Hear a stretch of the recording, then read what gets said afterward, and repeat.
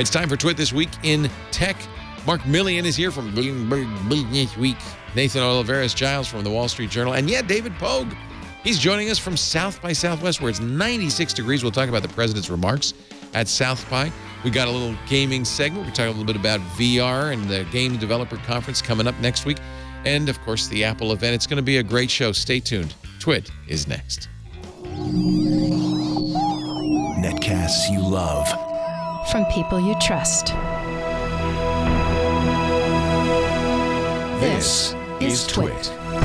Bandwidth for This Week in Tech is provided by CacheFly at CacheFly.com. This is Twit, This Week in Tech, episode 553, recorded Sunday, March 13th, 2016, Android Nutroll.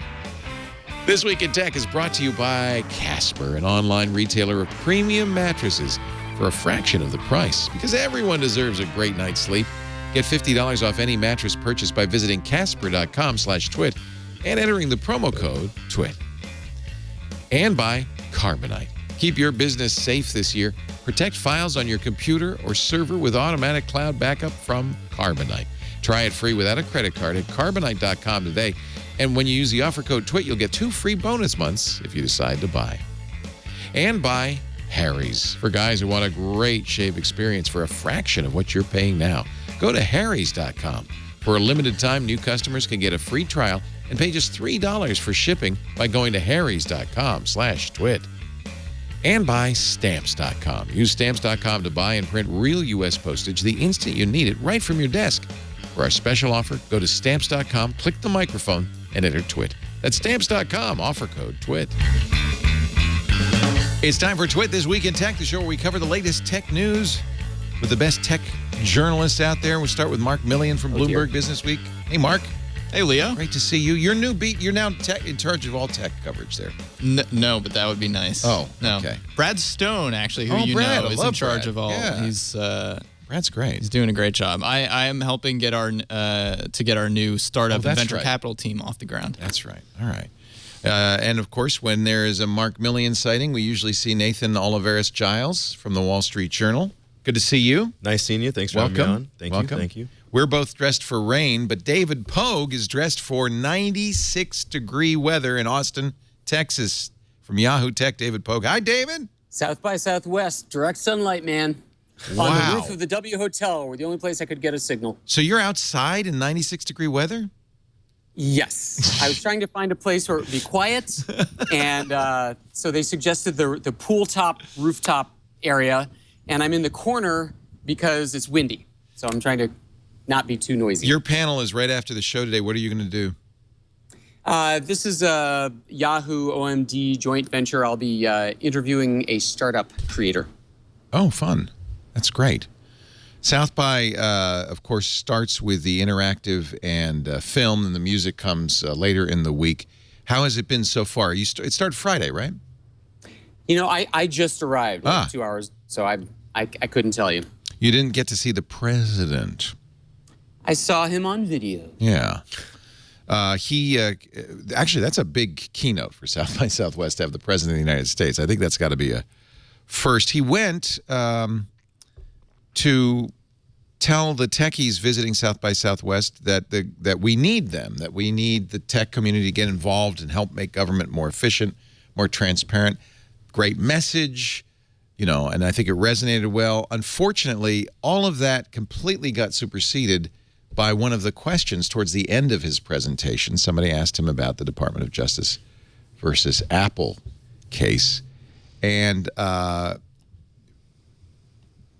who wants to pick it up here? Why don't you pick you could pick it up if you want, Mark Milian. He said, we got to stop fetishizing. Boy, this is a mistake. Stop fetishizing smartphones, that they can't be allowed to be black boxes, and that the tech industry should work with the government to solve this. That's right, yeah. He, obviously he's going to side with law enforcement and with the federal government. Well, that's not obvious, but I guess, he's the president. I guess he has to. They do ultimately report to him, so you'd hope the boss is on the same message as... That's one thing that's interesting. It doesn't seem like the government is actually of one voice on this. The NSA is promoting strong encryption. The NSA says we need, for security, we need end-to-end encryption everywhere. The FBI says we can't enforce the laws if we have it. So there isn't really kind of universal agreement in the government. David, where do you stand on all of this? You know, I'm not sure I took away the same message from Obama's speech. So what I got from him was a typical Obama reasoned, measured effect. I heard him saying, let's not just slam the door and say neither one of us can move. Let's see if we can come up with a solution. And I mean, I have to say, there must be a solution. If all the posturing went away and this weren't being done in the public eye, I'll bet you they could come up with a solution. For example, I mean, I don't know the particulars of the software code, but suppose the FBI gave Apple the phone, said, don't create a backdoor. We don't need to have it. You're not going to give it out. But can you find the data on there for us? You know, help us hunt down a terrorist without sacrificing anybody else's privacy. I mean, it seems like there is a precedent for this, which is the warrant, right? If someone wants to search your home, they get a warrant by a judge who then says, okay, we need to search the home because we suspect you of something.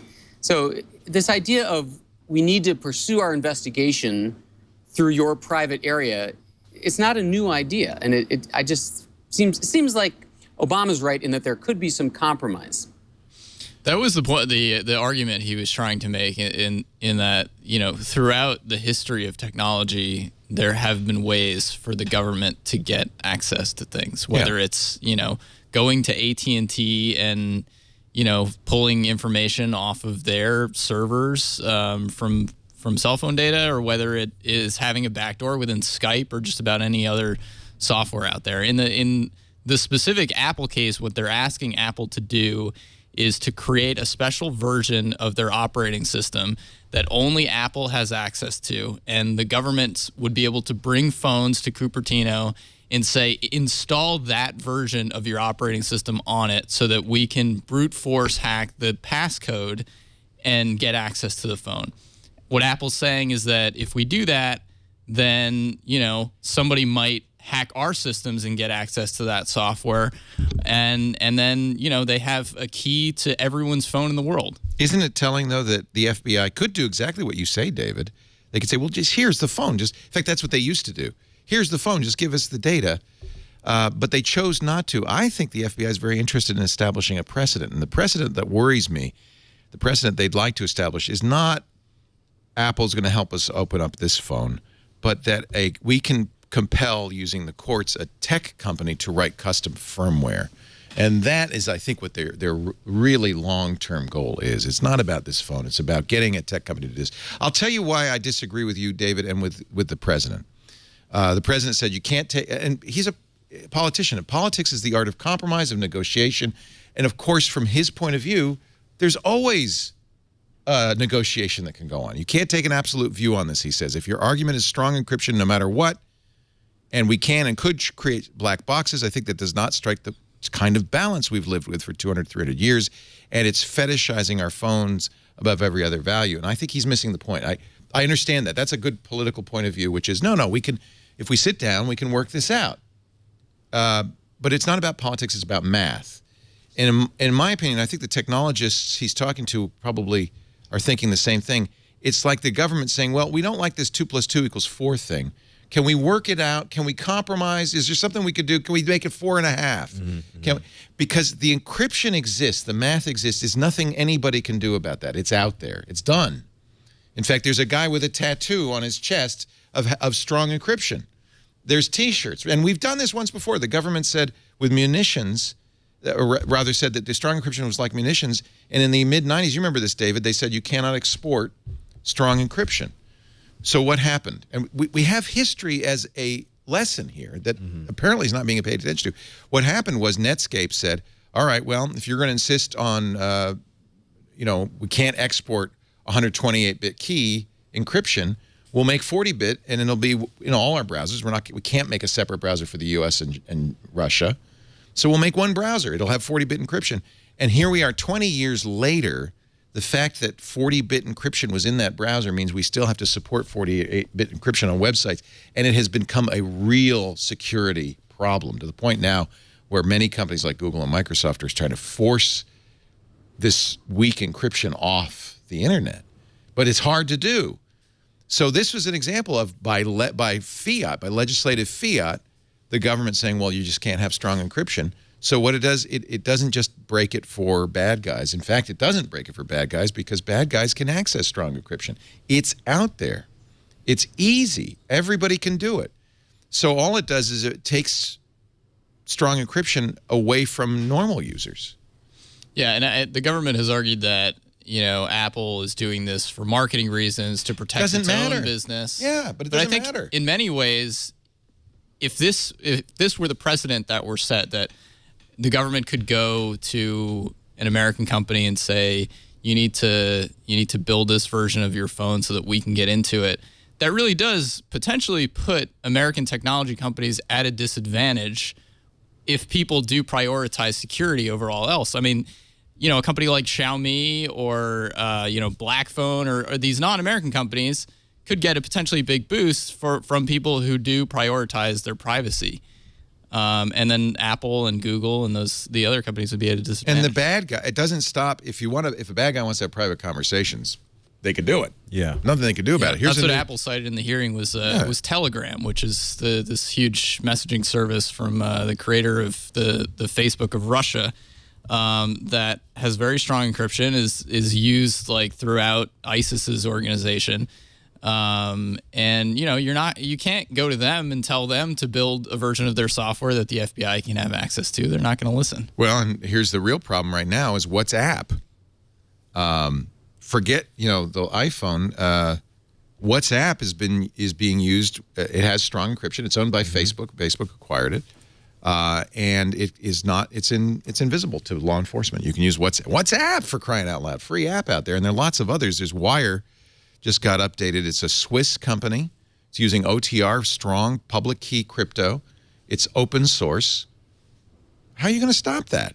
You know, it seems to me part of the problem is that there are so many conflated issues to argue about. In other words, are we arguing about being spied on? Are we arguing about the government pressuring a private company, a commercial company, to bend its ways? Are we arguing about the San Bernardino terrorist? So let me ask you, Leo, if there were such a solution whereby no innocent individuals could have their phones broken into, but only bad guys or suspected bad guys, so that all the other issues of this go away, would that be satisfactory? Oh, or do yeah, you think, of course.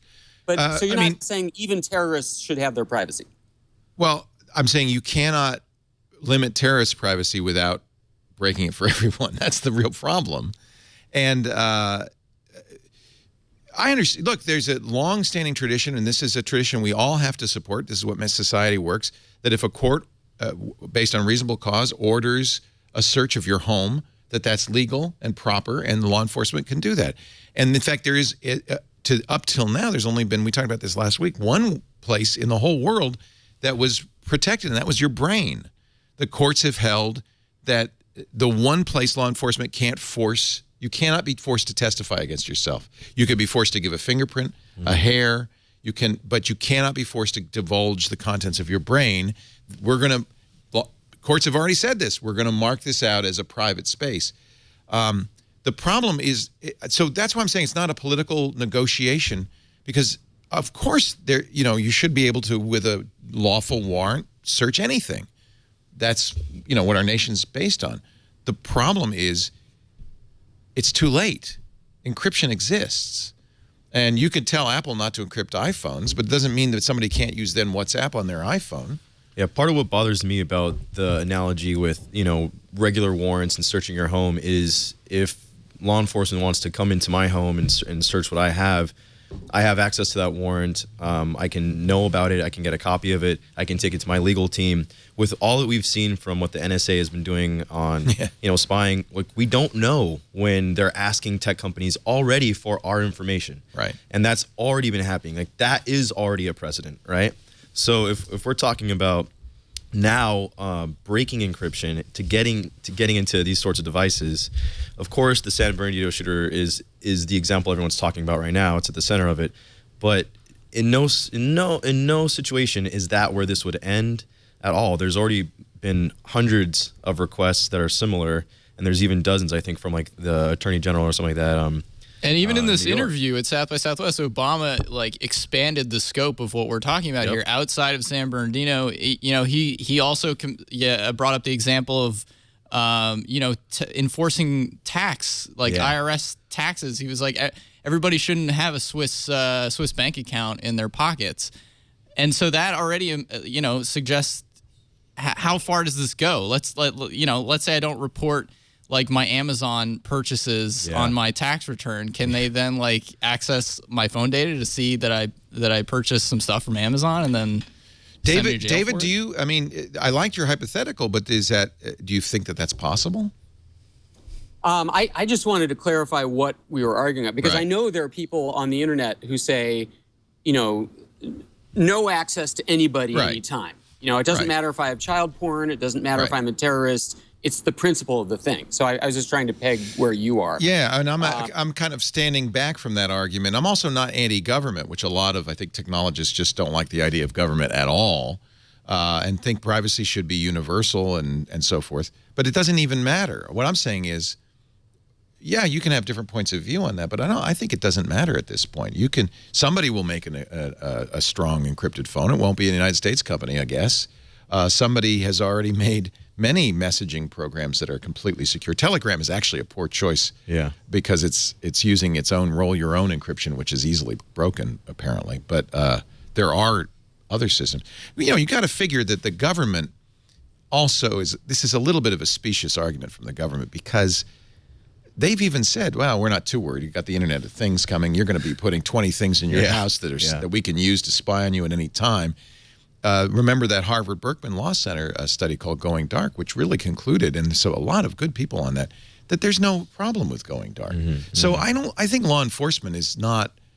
I think what they're seeking is some pretty broad ability to compel tech companies to rewrite their firmware to their benefit, and they may get it. I wouldn't be surprised if they got it. And I think President Obama's right to say that this, you know, we should resolve this before it gets to Congress, because Congress probably isn't going to write the good law.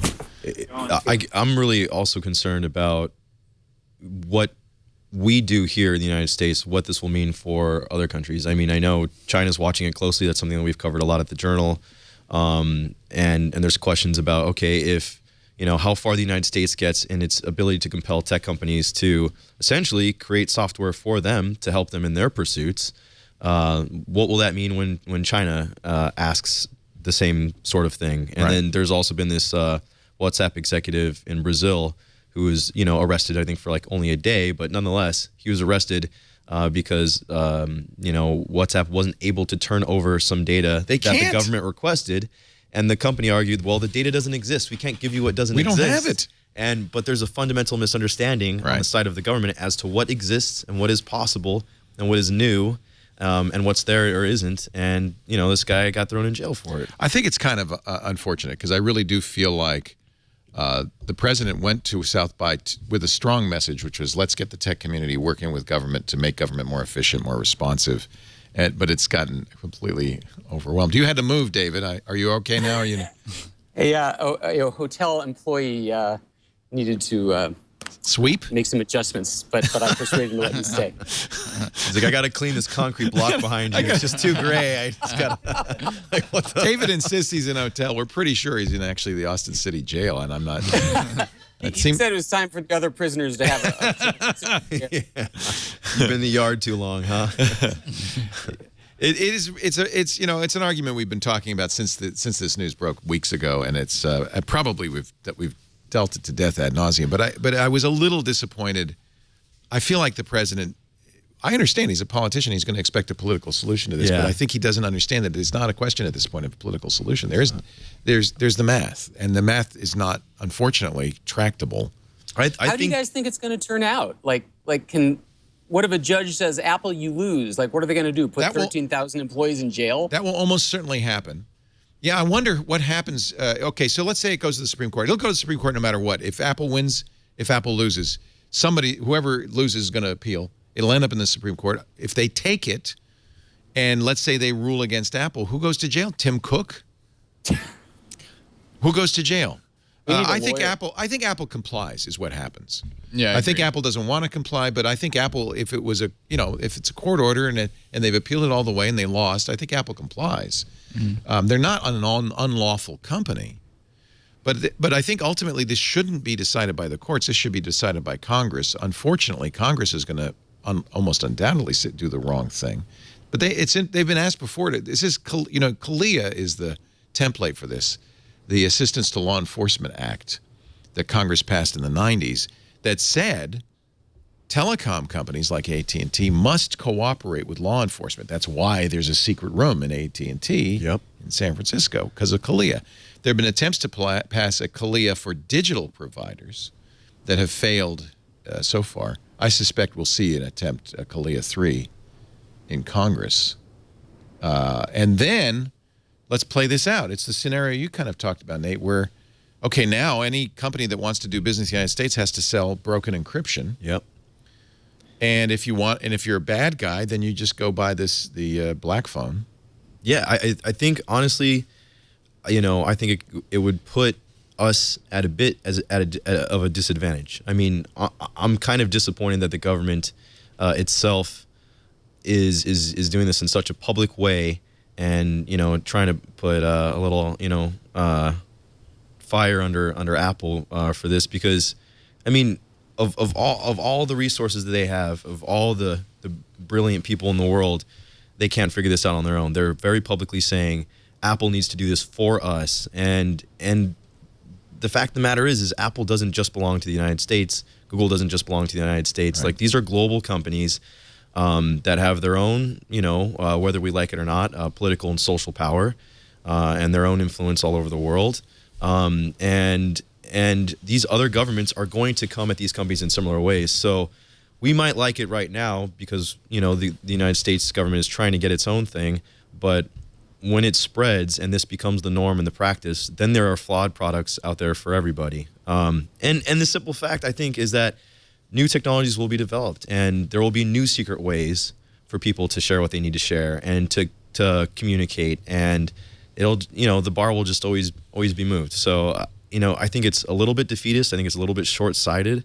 It's definitely not just about the San Bernardino shooter's phone, but it's about, I think, changing the expectation that we have as consumers for what we have in our pockets. Right now, you can see encryption as being something that leads you to being safe and private, but they're removing that expectation of privacy in a way, or they want to, I think. I think the government wants to remove that expectation of privacy in a way that mirrors some of the state-backed companies and technologies that you do see in countries like China. Yeah, I mean, if you buy a Huawei phone in China, you got to presume that the Chinese government can. Yeah, but that's the thing. That is the outset is well, it's not private anyway. So why would you share or do certain things? Yeah, and I agree with the President. We shouldn't. There's nothing particularly special about a smartphone that it has to. It's be not even somehow about the phone. protected. It's about it's the not technology. what we're talking about. It's about the tech. It's about encryption in general. Yeah. Actually, Go ahead. Sitting in the back of my head through all of this, I think it was Jeffrey Fowler of the Wall Street Journal who did this great column that I never saw coming. I didn't even think about this, but Google and Apple, who are competitors in some way, have a very different approach toward privacy. Apple is trying to make more and more with every month about how little of your data it maintains, about how few connections there are between its various apps. Google, on the other hand, is like, oh yeah, we know where you go, we know your email, we know your money, we know your phone. Now we have our Nest thermostats knowing when you're home. And they create products that exploit all this data in really clever ways. So when you are using Google Maps and you start typing in an address, I have to type in like 2 letters of the street. And it knows exactly where you're going. Yeah. How does it know that? I haven't typed it in before. Well, it's because it also has access to my Gmail and to my calendar. It can give us things in exchange for this data. And Fowler was saying Apple is hog-tying itself by saying, oh no, we're all about privacy. Right. We're never going to make those connections. So what's curious about all this is the timing. So Apple's big marketing push, and I'm on the receiving end of PR missives about this all the time. There's a new Apple product, they're like, and by the way, we don't maintain any of your data. They're trying to make it a sales point. They are.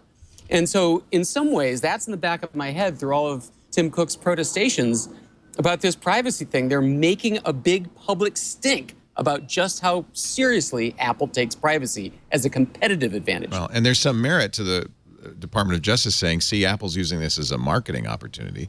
That there is some merit to that. It is a valuable marketing opportunity. I think it's a little bit of a misrepresentation because we know, for instance, that Apple could have. They even said, well, if Farouk had backed up his iPhone to the cloud, we could have given that to the FBI. Yeah. So Apple has access to all this stuff. They choose not to mine it for information, as Google does. Ironically, my Nexus 6P, which is encrypted by default, can be protected with a strong password that Google couldn't write a backdoor to. I mean, this is as encrypted as an iPhone and doesn't have that kind of weak 4-digit or 6-digit unlock if I don't want it to. But at the same time, any device you use, and this is why I worry, if the Department of Justice or anybody can compel a company to write custom firmware for that device, there's nothing we have in computing that can't be cracked and opened. True. I mean, Google could push firmware onto an Android device that would give them access to all the data on that Android device as well. So that's the real. I think that's the real risk, and I do unfortunately think that that's the precedent the government wants to establish. Is, you know, in the pursuit of law enforcement under a court order, we should be able to get custom firmware written for any device so that we can see what's on that device. Yeah. In fact, while you're at it, why not just give us that firmware so we can just put it on there as necessary? That way we don't have to keep bothering you. Yeah. I think that's the ultimate. That's the end game. But in some ways, I wonder why we're getting so, hepped up over this issue on our smartphones. There are so many other realms where we're routinely being data harvested. Exactly. I mean, how do you know that Verizon isn't listening into every cell phone call you make or looking at your records? How do you know your grocery store isn't saying, oh, loading up on the Entenmann's pastries a bit this month, aren't you, Leo? Or how do you know Visa and MasterCard aren't, perusing your credit card statements? They're all around us are things that we could be getting worried and upset about. And every time a reader says, this really bothers me about my privacy, I'm like, if you're going to be paranoid, be rational about it. Yeah. You have much bigger fields to plow. We'll get real paranoid because, frankly, you have no privacy, and that's true. That's no, right. really, it's true. In fact, you use as an example Verizon. Verizon, of course, is putting super cookies on all the web traffic from Verizon customers for a couple of years. They got in trouble with the FCC. The FCC is now fining Verizon the amazingly huge amount of $1.35 million. And they're going to keep using the super cookies. Of course they are. Anyways. So Steve Gibson pointed out Verizon would happily pay that every year for permission because that's how much they're making more than that from the people they sell that information to. It's a kind of a sad fine, to be honest with you. It's a slap on the wrist, and unfortunately the super cookie will continue. The FCC has said that you have to be clear that you're doing it to Verizon and you have to have an opt-out. But, here's the truth. I bet you noticed this, David. People don't really care. No, and it's also really, really generational. I mean, the millennials are like, you're going to give me a free service in exchange for my data? Good. Good deal. Like traffic speeds on Google Maps? Yeah. Sign me up. Yeah. It's just their parents. It's just us old guys who still have one toe in the privacy thing. It really is so generational that we're going to die out, and the incoming generation will be not nearly as concerned. I think you're kind of correct on that. You're kind of correct. You're a millennial? I am a millennial, as a matter of I'm fact. surrounded by millennials, So David. smart. But I mean, honestly, I think This is a coup. Yeah, we're taking over slowly. but Please surely. do, would you? I'm old and tired. But the fact of the matter is, I think that it is really easy to point to people, millennial or older or younger, and say, hey, well, you don't care about privacy. You like just getting free stuff. You like the advantages of Google Maps. I think there is a fundamental misunderstanding of how this technology works and what we're giving up in trade for those services. So, the first time that someone signs up for a Google account or a Facebook account, Maybe nowadays they're, in middle school or something like that. Do you think they really have an understanding of what data they're giving away? No. And as you live your life, I mean, you yourself, Pogue, you just said that, you're looking at these people and you're getting these frustrated reader comments and they don't understand they're being paranoid. I think you, myself, Mark, all of us as journalists need to do a better job of explaining what the hell people are giving away. And we don't do a good job of that. Most detect journalism. I bet because people don't really care. People glaze over. Do they not really care? I think they glaze over. If people didn't care, why would Edward Snowden be a household name today? Why would we care about the NSA issues? Why was Edward Snowden the keynote speaker last year at South by Southwest before Obama was this year? It wasn't a mistake the president rolled through and happened to be talking about these things right as the FBI is suing Apple. But I think people know that Facebook sells their information. That's how Facebook makes money, and they gladly hand all that information over. They do in an abstract. It's like, well, they know what I like, and they know who my friends are, and they know how old I am. So they don't really understand the pervasiveness. Exactly. Here's a report from a group called Upturn, and this is a report they put out for policymakers in Washington, D.C., what ISPs can see, clarifying the technical landscape of the broadband privacy debate. And the takeaways are, I mean, I'd love to see this published in the Wall Street Journal or the Bloomberg Business Week or in Yahoo Tech. Truly pervasive encryption on the internet is still a long way off. For instance, 86% of health sites do not encrypt browsing. 86%, 90% of news, and 86% of shopping. And your ISP can see right into that. Internet of Things devices often transmit data without encryption. Most people are using messaging apps that are not encrypted by default. I guess Apple's is, but that's just, they use it because that's by default, and that's what Apple's kind of made their name. But even with HTTPS, ISPs can still see the domains their subscribers visit, so they can collect where you're going and what you're doing. It's all there. Your ISP knows I often tell people this on the radio show. What are you worried about Google and Apple? Your ISP is the expert on what the hell you're doing on the internet. Yeah. And they are already cooperating with the government. And they're gladly. In fact, remember Carnivore, which was a big to-do mostly because of the name. This was the box the FBI was going to require all ISPs put into their network operations center to keep track of what their users were doing and keep track of it for 2 years, just in case. Just in case the FBI wanted to investigate them. You think they're really only holding on to that for 2 years? Well, they changed the name, but basically the rules are the same. So, Carnivore was maybe not a good name. So now,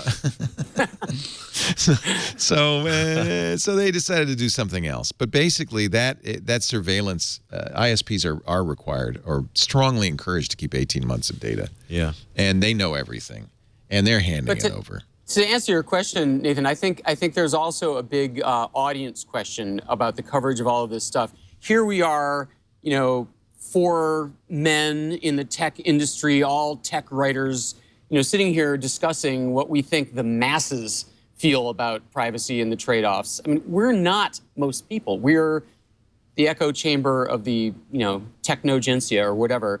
I think Edward Snowden freaks out the masses because it was said that they could see where we go on the internet. People suddenly were like, wait, the NSA knows what porn sites I go to? Now, that would freak out everybody. Right. Yeah. But I don't think they care what they say on their phones or what address they put into Google Maps. I think many younger people say, I don't care about that stuff. Give me the freebie. I think your generation has given up. I don't. No? I genuinely don't. I feel would like if I were you. Surrender. I mean, and you know what? Pogue brings up a good point. We're not. You can call him Mr. Pogue if you. Oh, Dave. Is he allowed to call you David? That's inmate Dave. Inmate Dave. Yeah. What is your prison nickname, by the way? Is it like Scar by now, or what is it? I guess like.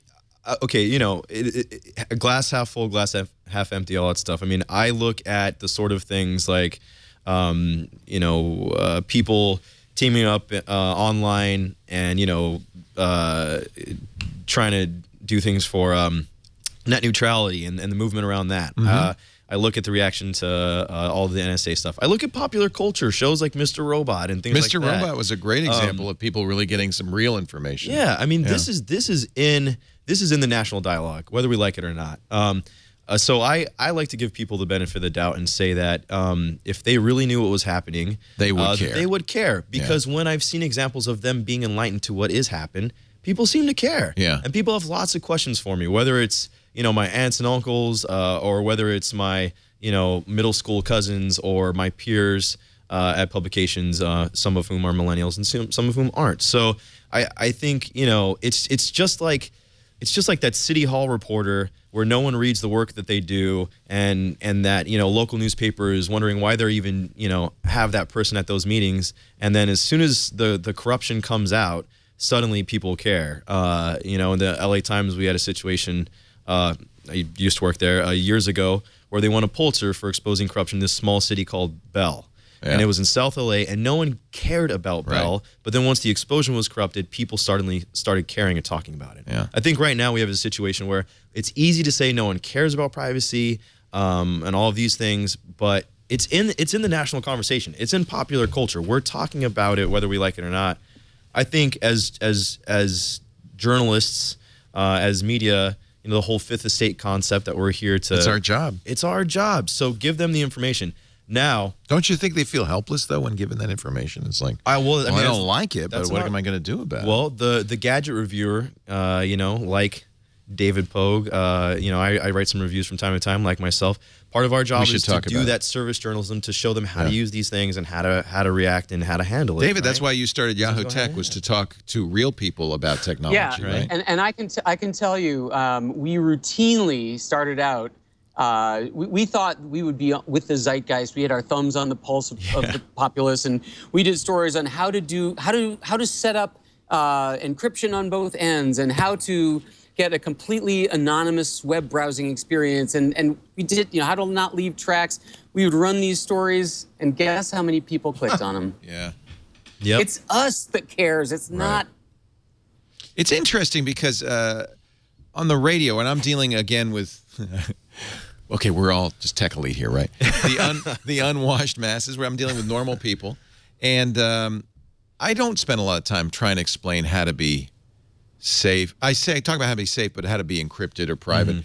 Mostly what I do is I say, you're not.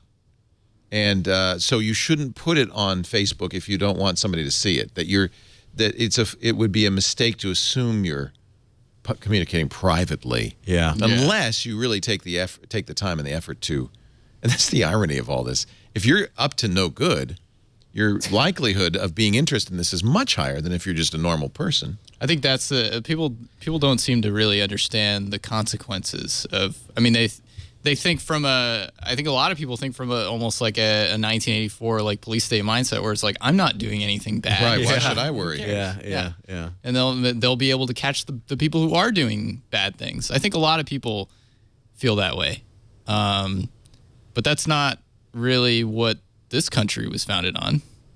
That's why I think it's people who do care about history and about civil liberties get fired up about this stuff, because they understand the differences between, our country and China or Germany 60 years ago. Right. Yep. Well, one of the differences is that we have the rule of law, that we have a court system that protects, is supposed to, and I think does for the most part, protect individuals' rights, while giving law enforcement the tools they need to investigate. And I think that that's a good thing. I think that's one of the strengths of this country, is the rule of law. It's one of the real foundations of America's greatness.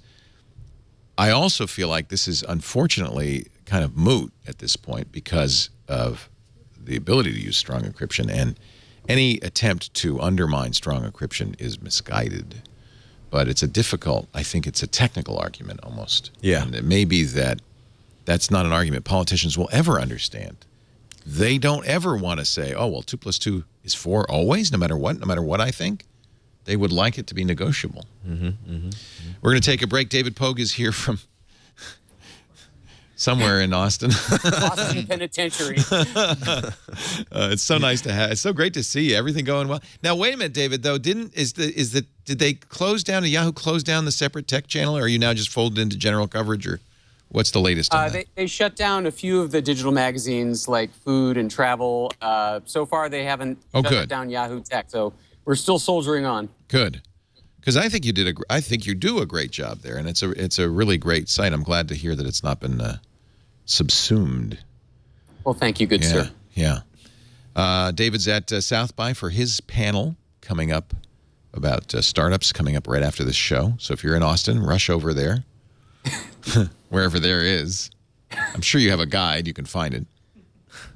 Are you going to leave right after your panel, or are you going to stick around for a little bit and have some party time? Oh my God, this is just absurd. So this is a Yahoo OMD based sponsored panel at 7 tonight, and then tomorrow morning I'm speaking in San Diego, and then the next day I'm back at South by for another panel. What? Wow. David. A big yo-yo horizontally across the country. Oh man. Well, I'm really glad we could borrow a little bit of your time this afternoon. Thank you for doing that. I appreciate it. Also with us from the Wall Street Journal, Nathan Olivarez-Giles. Always great to have you. Always a pleasure. Get the millennial point of view in here, you young people. And Mark Milian. I guess you guys met at the LA Times, I guess. Yeah. Yep. Was that story, what was the HBO show that was based on the corrupted little city? Well, there's The Wire in Baltimore, No. but then there's also Show Me a Hero, which was in New York. No, there's the new one. Shoot, I can't remember it. Yonkers, right? Yeah. I was just wondering if it's based on the LA Times story, because it's about a city, an LA city that's so corrupt that this is not. True Detective. True Detective, the second season. Yeah, that was not based on Bell. No, It wasn't? No, it wasn't. But It was Vichy. Yeah. It reminded me a little of Bell. Yeah, a little bit of Bell, a little bit of the City of Industry, which is another city down there. Yeah. That's right, True Detective. Yeah, I don't know. I've never heard any connections to Bell directly, but I'm sure they must have had some sort of inspiration there. Mark's currently at Bloomberg Business Week, and it's great to have all three of you. Our show today brought to you by Casper mattress. And you know it's great? It comes in a very compact box. They can just bring it right back to you. You open it up. And in fact, here's mine. Casper mattress. This is a queen-size mattress in a very small box. You open it up. Whoosh, the mattress opens up. Smells great. Feels great. It's a combination of latex and memory foam that eliminates the negatives of those and brings you all the positives. So you get this beautiful, firm mattress with a supple top that breathes, man. And that's one thing. I had a memory foam mattress. I didn't like it because it didn't breathe. This breathes. Oh, and is it comfy. It's cool throughout the night.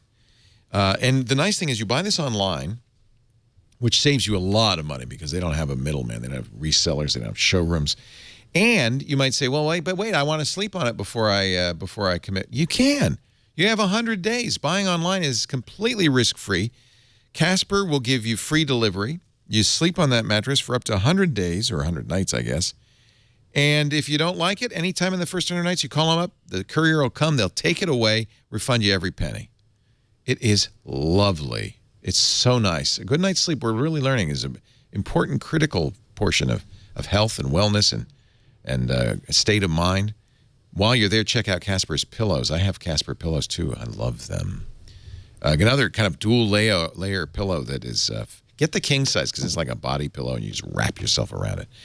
Casper's mattresses and pillows made in the USA and very affordable. They start at $500 for a twin, but I'm going to make it even better when you go to Casper, CASPER.com/twit and use our offer code TWIT. You'll get $50 off. Some terms and conditions apply. For details, visit Casper.com/terms.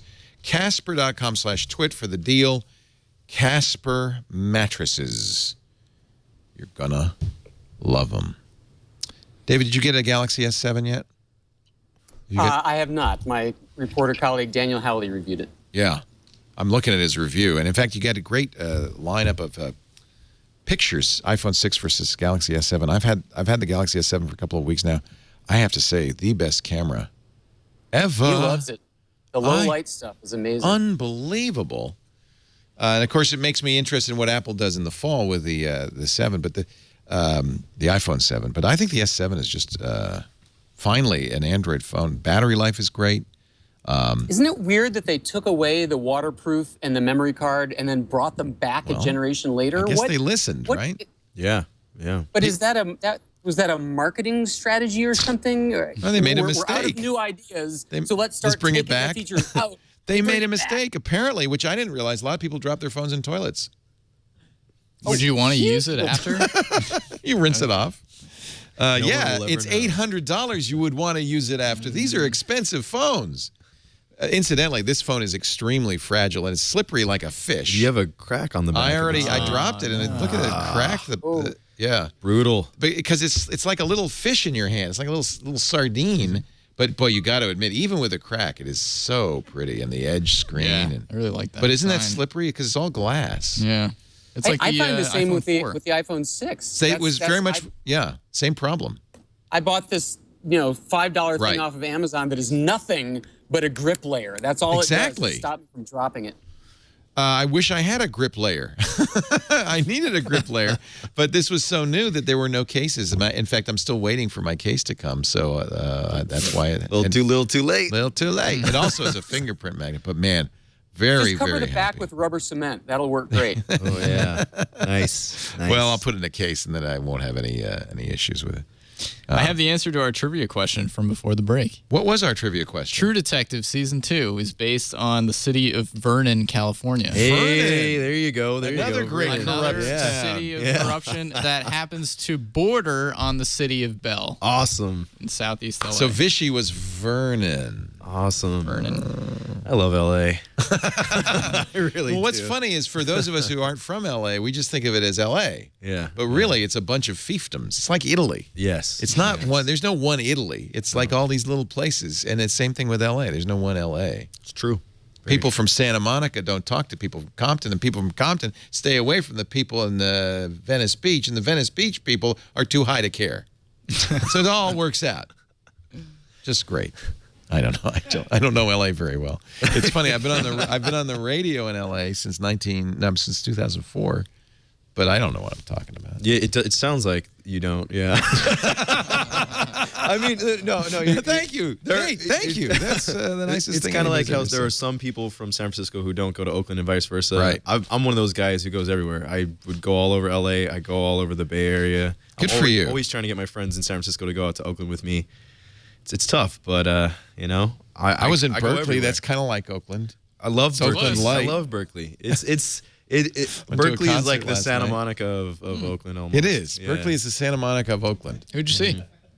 We saw the Mark Morris Dance Company performing a dance to Very a Handel sophisticated. oratorio. Next week we're seeing Hamilton. Have you seen Hamilton, David? I have not. Tickets are What? sold out for like the next year and a half. Broadway composer. Don't you have connections? I do. I haven't pursued them, but maybe Yeah, I should. You're a nice guy. You're not going to say, "Don't you know who I am?" I have connections. I gave them a lot of Hamiltons. And, and that worked. A couple of Franklins in there as well, I believe. But it's good. I'm really looking forward to it. I can't wait to see it. So I will be leaving right after the Apple event, flying to New York City. But the Apple event is the invitations have gone out. March 21st, Apple uncharacteristically a whole 2 weeks before the event. David, did you get your invite? I did. Oh, what a shock. It was going to be 1 week before the event because this is, as you may know, delayed from the original date. Yeah, so By a you that's what the rumor said. Why do you think it was delayed? Oh, I'm sure some manufacturing hiccup. You know, that stuff goes on all the time. You don't think it has to do with the fact that the day after the Apple event, the court will rule on the FBI lawsuit? Oh, I thought you're this is thinking they're- very conspiracy minded. But here's it's complete BS, I know. But I think Tim Cook thought, hey, what we could do is we could have a really big event, get a lot of goodwill for Apple. I could address the issue on stage, and then win or lose tomorrow, we'll have had our moment in the sun. You don't want to have it afterwards, and you don't want to have it too far ahead. Why not right the day before? But Leo, that's great. So you're being invited back again now? No, I'm not. I am totally persona non grata there. I don't know what I did. Oh, I thought you said you're going to be there. No, I'll be watching just it now from you said- afar. Oh, I see. Oh, you No, said no. I meant after Tim the Cook. I was AlphaGo. speaking in. I was pretending I was Tim Cook. Got I do it, that got it. sometimes. Don't we all? Yeah. I can see the resemblance. I roll in the money. Yeah. No, so what are we going to see? We're going to see an iPhone. This is rumors, of course. Apple doesn't say. But you all are pretty well connected. iPhone SE, which will be a 4-inch iPhone based on the iPhone 6 platform. So it won't have Force Touch. Will it have 3D Touch? No. I feel like if they don't put 3D Touch in it, They have to. they have to. That's They like have the to. that's the new interface. Well, I mean, if you want people to see this phone as equal to the 6 Right. and 6S and in the eventually 7 or whatever, but just in a smaller size, you can't leave out what is, the most cutting edge Signature feature. even if it's not, the most useful. Do you use it? I do use it. I I've always gotten used to forget. using it. Yeah. I've gotten used to using it. But David, using it more and more. do you press hard on your screen sometimes? I believe it or not, I don't have a 6S. I have a corporate issued 6. So Well, I don't press on my screen. you don't press on your screen, and if you did, it would be fruitless. Actually, I press on my laptop screen all the time, and all I get is dents. It's very depressing. It's not good. So the you gotta iPhone stick with SE, this which is iPad not Pro. necessarily a low-cost iPhone, but a small iPhone. That's really the Yeah, thing to which is understand. smart. I mean, there are so many people who miss the small. My wife is still using a 5S because she's like, she has small hands. She's like, I'm not getting that big phone. I'm not Right. doing it. Meanwhile, her signal strength isn't as good as mine. Her camera's not as good as mine. So people like that will be very happy. And they've already gone big, right? So this is the only other direction they can go to expand the market. it makes it. I mean, they have 3 iPad sizes now, 3 phone sizes. Like, why not? If the demand's Yep. there. 7 days, 19 hours, 10 minutes, and 7 seconds from now, we'll find out. Can you believe the car? Oh, this is the Telegraph. So much Really? suspense. The Telegraph has a countdown timer on their website. That's crazy. They're not even in the U.S. That's crazy. So it's funny. Nate said, well, you got a computer I could use? I said, well, what do you want? He said, you don't happen to have an iPad Pro lying around, and I did. It was my request. So and that would be your preferred is. platform?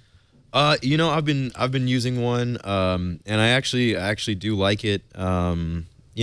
It's Is it not the size that you like? I guess it's the size and that it's just really light. This keyboard case is still kind of awkward once you Yeah. fold it up. The pencil, you use that? Yeah, I do. I like to draw. I do like the pencil. So but- that's the other rumor, is that there will be a new iPad. They didn't announce one in the fall, but it won't be an iPad Air 3 or 4 or whatever the next one is. It will be a little iPad Pro. I'd like that. That would make sense. Yeah, I kind of wish the pencil worked on the iPad Mini that I have. Yeah, don't you? Yeah, it's like little portable kind of thing. I But I mean, when you're doing real work, you still need a laptop. That's just the fact of the matter. I know. They tried You to know? push this as a laptop replacement. Well, if all you're doing is writing and checking email, this is great. Right. That's awesome. But that's not all I do. Sometimes I want to edit videos. Sometimes I'm Right. editing photos. Sometimes I need actual real robust software. I think it could get there, but it's early days. David, what else I've also heard.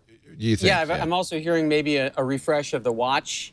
And I think something not a lot of people are talking about, but I have read a refresh of the 12-inch MacBook, which would Yes. be really good. There's so many cool things about it, but just too slow to do anything with. I love my MacBook. I love how thin it is, how light it is. The display. screen is great. It's a Retina display. I like the keyboard. 12 inches is just right. Now, you're unusual in that, because a Yeah. lot of people complain about the keyboard. Very little travel on the Yeah, keys. I like it. I you like get it. you're Yeah. competent with it. Yeah, I'm cool. I do a lot of typos on my MacBook, but it is my Mac of choice. I really like that MacBook. right. So what would you do? Would you make it faster, David? Is that what you would do? I would make it faster. I wouldn't mind another second- USB-C jack. A second Yeah. on the other side. That's what Google did with the Yep. Pixel. Left side and right side. That way you could power and then connect or whatever. The speed is definitely an issue. Oh, you've got one. yeah. There it I is. like No, it. no, no. I've That's gotten not a used- MacBook. Yeah. This is it the is. new MacBook, whatever, 12-inch. the one with the single Oh. USB-C port. I've never seen a gray one. All of mine are gold. Oh yeah, they do gold, silver, bling. and gray. All of mine? Yeah, no. I only buy gold. I only buy gold things now. I even got the rose gold iPhone. I don't know why. I think it's age. I also have plastic covers on my furniture at home. Is that strange? Is that weird? Little bit. Is that weird? Yeah. I want to I've literally never seen a gray one. I like the look of it. It's pretty. Yeah. It's very nice. Very industrial. Mm-hmm. Yeah. It looks like you work on it. Mine, work on it looks like I take it to ballets and dance around with it. No, I think it's a great size, and I would love to see an upgrade. Yeah. Apple should probably upgrade all of its laptops because the Skylake processor is out. Intel has put out the laptop version of that. I doubt we'd see that in a MacBook, though, would we? But are they going to do the mobile? Stick with the mobile? Enough. Yeah. Maybe the MacBook Pro. Yeah, they'll do it in the Pro. Yeah. They'll probably do it in the Yeah. Air. Could. So I wonder, maybe we'll see a whole new, sometimes Apple slips those out and doesn't do an event. This event is not a big event, right, David? What does the invitation say? Loop me in?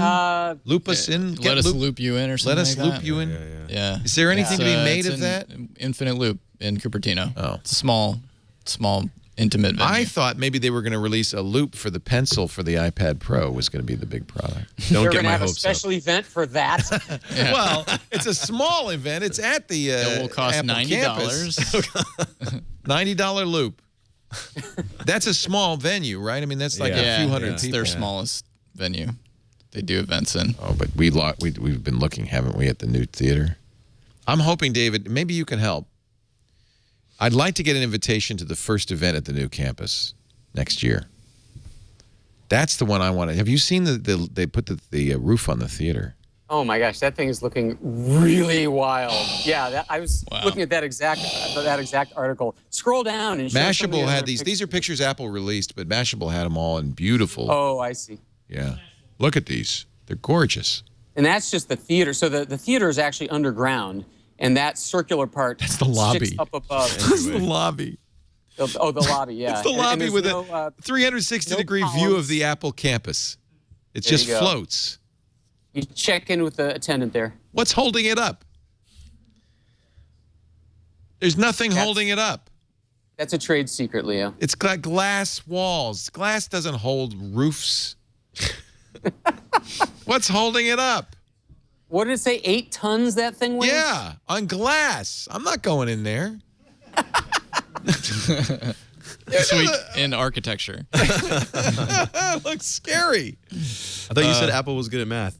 Yeah, well, no, they know the math anyway. No, it's the largest freestanding roof in the world. It's a carbon fiber roof, so even though it weighs, what did you say, 8 tons? That's light. Yeah. That's light for a roof of that size. Jeez. It's made in Dubai. I don't know how they got it here. Can you imagine the FedEx bill on that? They got a really big box. That's one thing. That would be the event, the first event they hold there, which would be presumably next year, around this time, maybe the fall next year, iPhone 8. But that would be the event you'd want to go to. Be the first one in that beautiful theater. And I would guess, they've been coy about how they're going to name the new campus, but of course they'll name it after Steve, right? I would guess this is the Steve Jobs Theater or something like that. Wouldn't that be the right thing to do? I mean, he was the guy. He was the showman. The stage was his, right? The stage was his. Yeah, that would actually be kind of a nice little nod. Steve Jobs Theater. Well, anyway. David, you're not going to pull any strings, are you? I can tell. You're standing back. This guy can't even get into Hamilton. Why are you asking him? The problem is I can't offer them Franklin's and Hamilton's to get into an Apple event. It doesn't work. Well, Leo, I can get you in, but I haven't heard your offer yet. So, article in Business Insider about Steve's widow, Lorene, who is a really, really, really sweet person. Really She's great. not that mysterious. She's in the 50 richest people in the world, according to WealthX. $14.4 billion. So offering her a Hamilton is not going to work. No. Maybe a Franklin. She's probably not the way to go. If you want to get in. That's not the trick to get in. Yeah. I met her and Steve many years ago. He was still at Pixar, and she was just great. They had recently married. Reed was, I think, 2. He was the same age as Abby, my daughter. And it really just a wonderful person. And I hope she's doing well. One of the problems, of course, with the iPad is sales seem to have tapered off a little bit. And the question people are asking is an iPad Pro, a small iPad Pro, is that going to make a difference? No. The answer is pretty straightforward. Why? That is correct. Why? I mean, they just seem to be doing a Samsung, you know, like, okay, sales of the 10 inches slowing, let's make one that's 11 inches. Okay, Right. no one's buying that, let's make 9 inches. I mean, you can only milk it so far. What? But is it that everybody who wanted an iPad has an iPad and that's that? I think the upgrade cycle on an iPads are more like computers than they are like phones. And I think a lot of people are doing more of their computing on phones and seeing less of a need That to is for upgrade me, for their sure. iPad and Yeah. less of a need to upgrade their computers. Yeah, me for sure. Nailed it. Yeah, that's it. I mean, I have an iPad Mini, but it's the first generation. You have no urge to There's no need to. There's no need because it's not like I'm doing real work on it. I'm watching videos, I'm reading books, playing games. So isn't that the iPad is not a success? It's a platform. It's a success. It's the most popular tablet in the entire world. It's like the defining. That's not saying much. Well, but Because the other guys aren't selling all that well. But it's true. I mean, like if you're gonna buy a tablet, 7 out of 10 times or something, it's like an iPad, basically. Yeah. So You know what I think is so weird? It seems like everybody chases each other in this industry, right? Oh, here's an iPad, now everybody else is going to have a tablet. Why is no one chasing the Amazon Echo?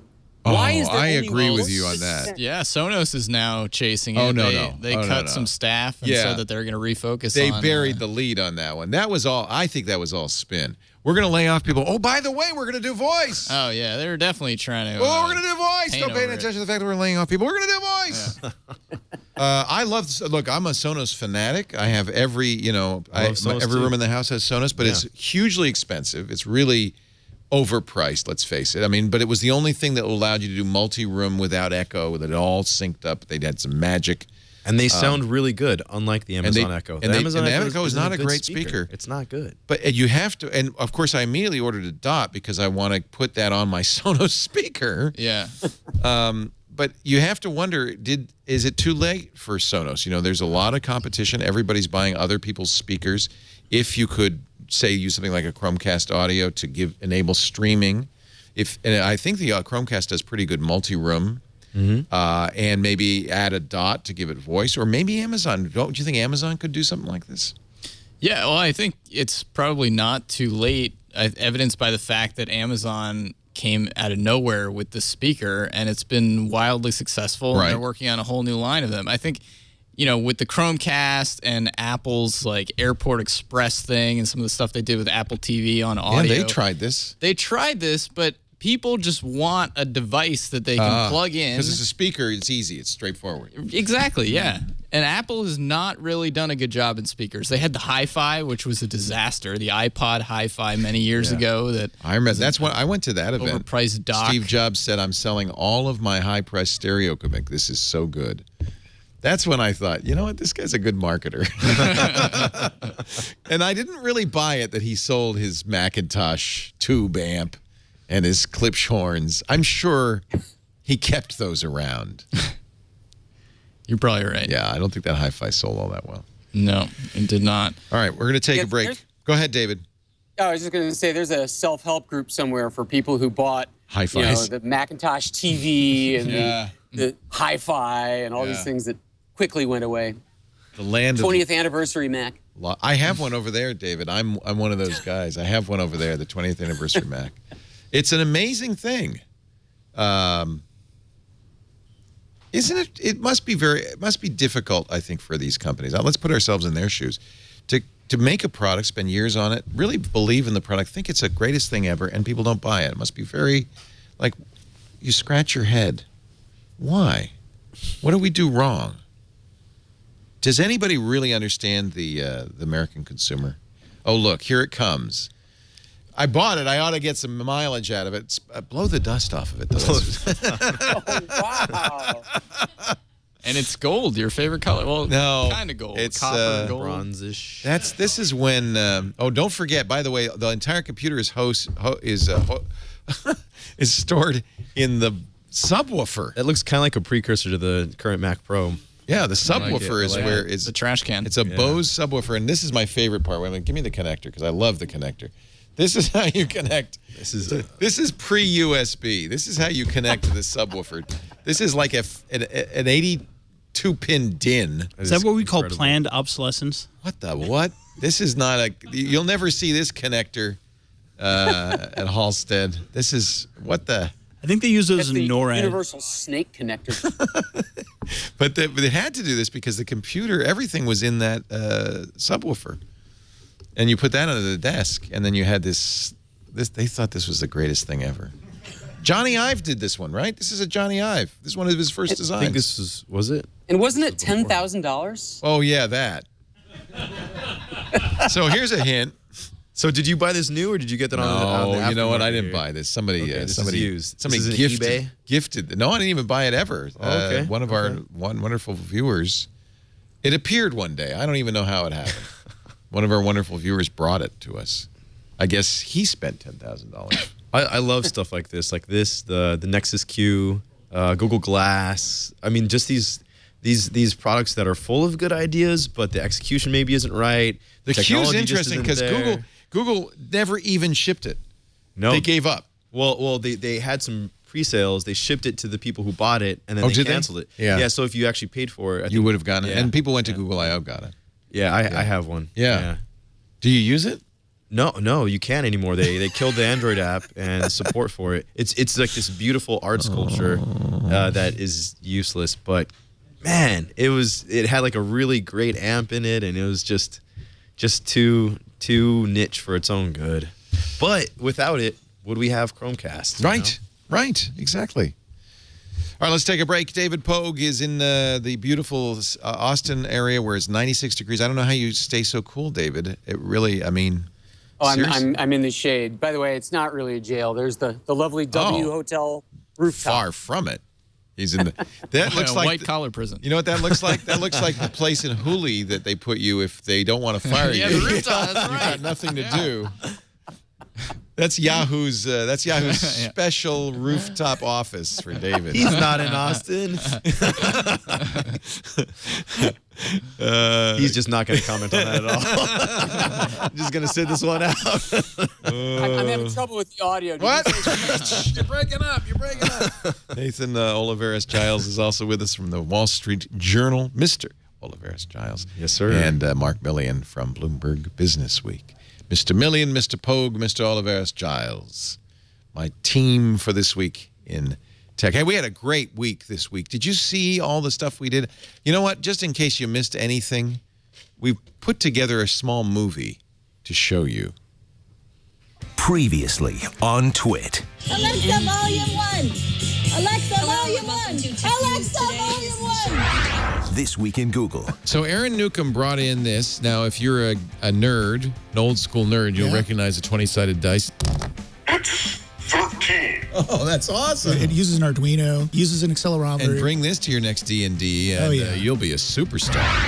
Know-how. You'll know how to choose between a Chromebook or a Cloudbook.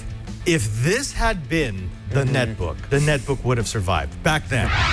Android App Arena. Have you ever wanted to try on somebody else's face? And not in a Leatherface horror movie sort of way. That would be weird. An app called Masquerade is here to creep you out. Even Facebook agrees this app is awesome. They announced just today that they bought the company. Twit. Tell your boss it's job related. It's just trying to deal with secret courts, making secret judgments makes me, more nervous than a long-tailed cat in a room full of rocking chairs. Okay, got it. It's funny. Usually Ian brings us Britishisms, but that was a Texasism. Our show today brought to you by Carbonite. It's time to back up. Oh, man, I had a painful call on the radio show today. Guy calls up Omar. He says, we got bit by ransomware. I said, a business? He said, yeah. I said, well, that's okay because you have a backup, right? He said, the ransomware got copied to the backup. So the only backup we've got is 2 weeks ago. So first thing I said is fire your IT guy. I said, you're not the IT guy, are you? He said, no. I said, fire your IT guy because he didn't do right by you. Next, get Carbonite. Actually, Carbonite, on their website, if you go to carbonite.com and you go to resources up at the top there, and there's a white papers. They have a white paper on what to do to protect yourself from ransomware. Carbonite is a great solution. It's backup done right. See, what Carbonite does is it does versioning. So even if you get stuff encrypted on your hard drive, and even if it backs up the encrypted files, you can always get back to the latest version right before the encryption. It's just the best. If you're in business, if you're at home, automatic cloud backup is the solution. You don't want to back up next to your, well, you could back up your next to your computer, but it shouldn't be your only backup. You got to get it off-site as well in case of, like a big disaster like fire or flood. Carbonite Cloud Backup will protect the files that keep your business or your home running smoothly. 1.5 million people use Carbonite. And this is the stat I love. They have restored 50 billion files to date. That's 50 billion documents that would have been lost forever. That's kind of an amazing number. Whether it's human error or disaster, Carbonite protects you. Start your free trial at Carbonite.com. No credit card required. Use the offer code TWIT and get 2 free bonus months if you decide to buy. Right now is a good time. They get 30% off as well. Use the offer code TWIT, though, to get that benefit. Carbonite.com. You got to back it up to get it back. Do it right with Carbonite. I saw this poor guy, Omar. He was calling saying, was there anything I can do? And I said, no, and don't pay the ransom either. Don't do like that hospital in L.A. did, $17,000 ransom. A lot of times what happens with ransomware, it's kind of bittersweet, is law enforcement cuts off the ransomware server, so you pay them your Bitcoin, but the server's down, you can't get your decryption key. So, once it happens, don't pay them. Just, bite the bullet and have a good backup. Have a good backup. That's something we can tell our readers. Yep. That's kind of one of the most important things to do. You guys, college basketball fans, March Madness. You got the bug. Oh yeah, go Terps. Tear down Arizona Those are the Wildcats. Turtles. The turtles. Terrapins. Yes, it's a type of turtle. Maryland Terrapins, but they're called the Terps for no reasons. Nobody understands. Are you a Terp? I am a Terp. And you, Nathan? I'm an Arizona Wildcat. Wildcat. Yeah. We're gonna win the Pac-12 this year. David, we just look in horror because, of course, our team, the Bulldogs, has never been to the NCAA tournament and never Which will. Bulldogs?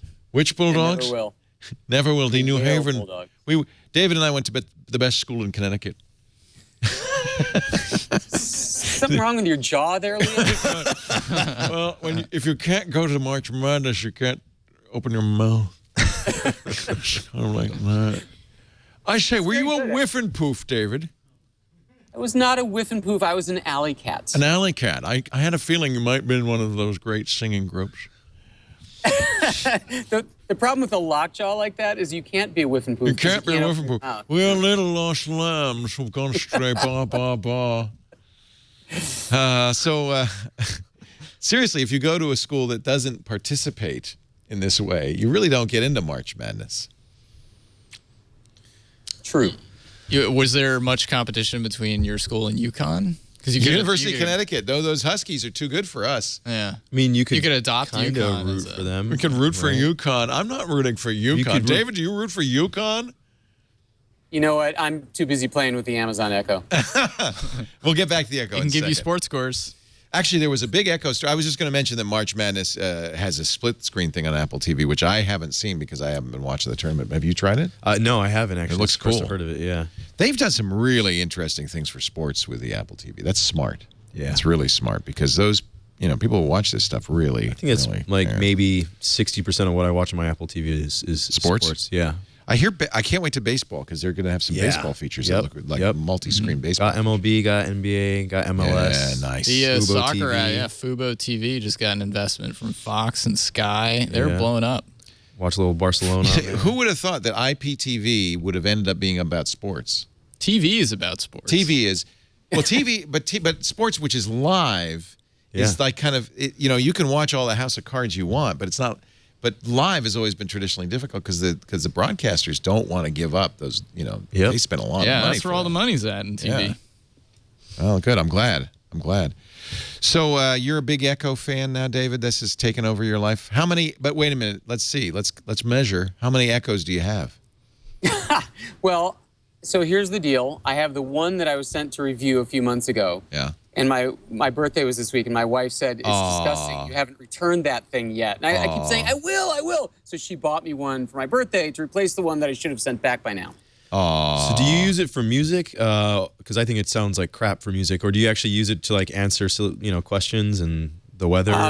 Yeah, all of the above. Mostly for music. I just find it Really? so great to come into the kitchen, throw the convenience keys is on, and phenomenal. say, Yeah. Alexa, play some cooking music, and off we go. Just a little word of warning. What you just did set off hundreds of echoes all across the country. Yeah. And they were listening to the podcast, and now they're listening to something else. To cooking I know. music. 3 weeks to ago, cook for Yahoo Tech, I did a video demonstrating all of Alexa's new commands. Like Oh, it's I can amazing. control my Nest thermostat with it now. You Yeah. can say, Alexa, make it 72 Be degrees. careful about that, though, Oh, right? Sorry. I'll call it Bob, okay? And you can now order Domino's pizza. You can say, Bob, order my favorite pizza. And you can call an Uber with it now, which is super, super convenient. You know, you're busy, you're getting your stuff together, your jacket on. You just say, Bob, order me. And sure enough. But then you have after to that eat crappy Domino's pizza. It's good. I hate to tell you. It's probably hard to jack on this. No. It's good pizza. The one I got in New York was, anyway. I'm glad you're not a food writer, Dave. It's so funny because I have this debate. There's a guy in the chat room, Mike B., who lives in Jersey, which is the home of some of the best pizza in the world, who insists that Domino's makes good pizza. And it's like, well, maybe that's the case. That Domino's in New York and New Jersey makes good pizza. But out here... No. I grew up in New Jersey and around New York. There's not good Domino's. I grew up in New York. No. No. All right. the thing is, can you plug in my Echo? I want to order some pizza. So I have an Echo here because we have to talk about it. I have 3 at home, and I ordered 2 Dots. Wow. I don't want to be in a room of the house that I can't say. You know what I use it for is not music so much as books. Because I have my Audible books on it, and it reads to me. It's like having my mommy in every room. So the guy, there's this story. Yeah, plug it in somewhere. Like a. Oh yeah, bring the plug too. We can't just bring the Echo. So this guy in Jersey is listening to NPR's Weekend Edition, and they did a story on the Echo. Yes. And how it was helping customers, do all sorts of things, including set their thermostats.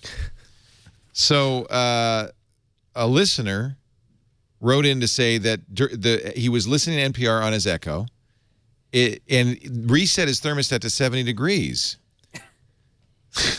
Jeff, this has been going on to our listeners for a long time now because many of our listeners have them. Jeff said he was listening and she heard her name and she started playing the NPR news. And so yes, you have to be careful when you say her name. Although this is a problem. They've added, now it used to be just ALEXA and Amazon were the trigger words, but they've made Echo a trigger word now. So I don't know. We're going to call it Bob. We have to call it Bob. I had the same problem, Leo. After that video got posted, I got dozens of tweets saying, you just triggered my stupid Amazon Echo. Well, Amazon's doing it themselves with those ads with Alec Baldwin. Mm-hmm. I'm watching the ad and the Echo wakes up. So we've just plugged the Echo in. I'm going to see if I can order a pizza.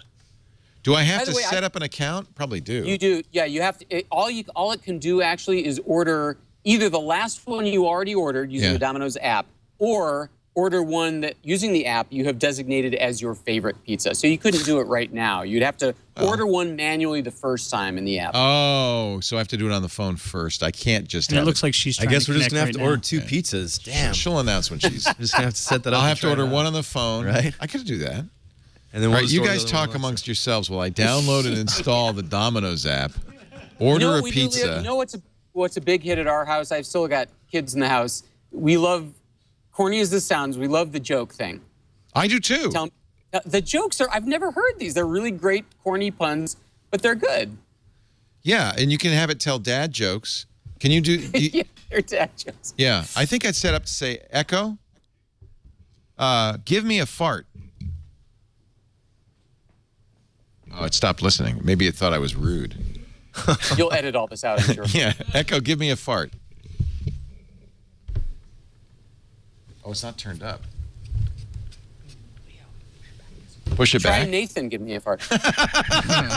You got to. Jeffy will love that. I don't do that on demand anymore. Just turn on the fart skill.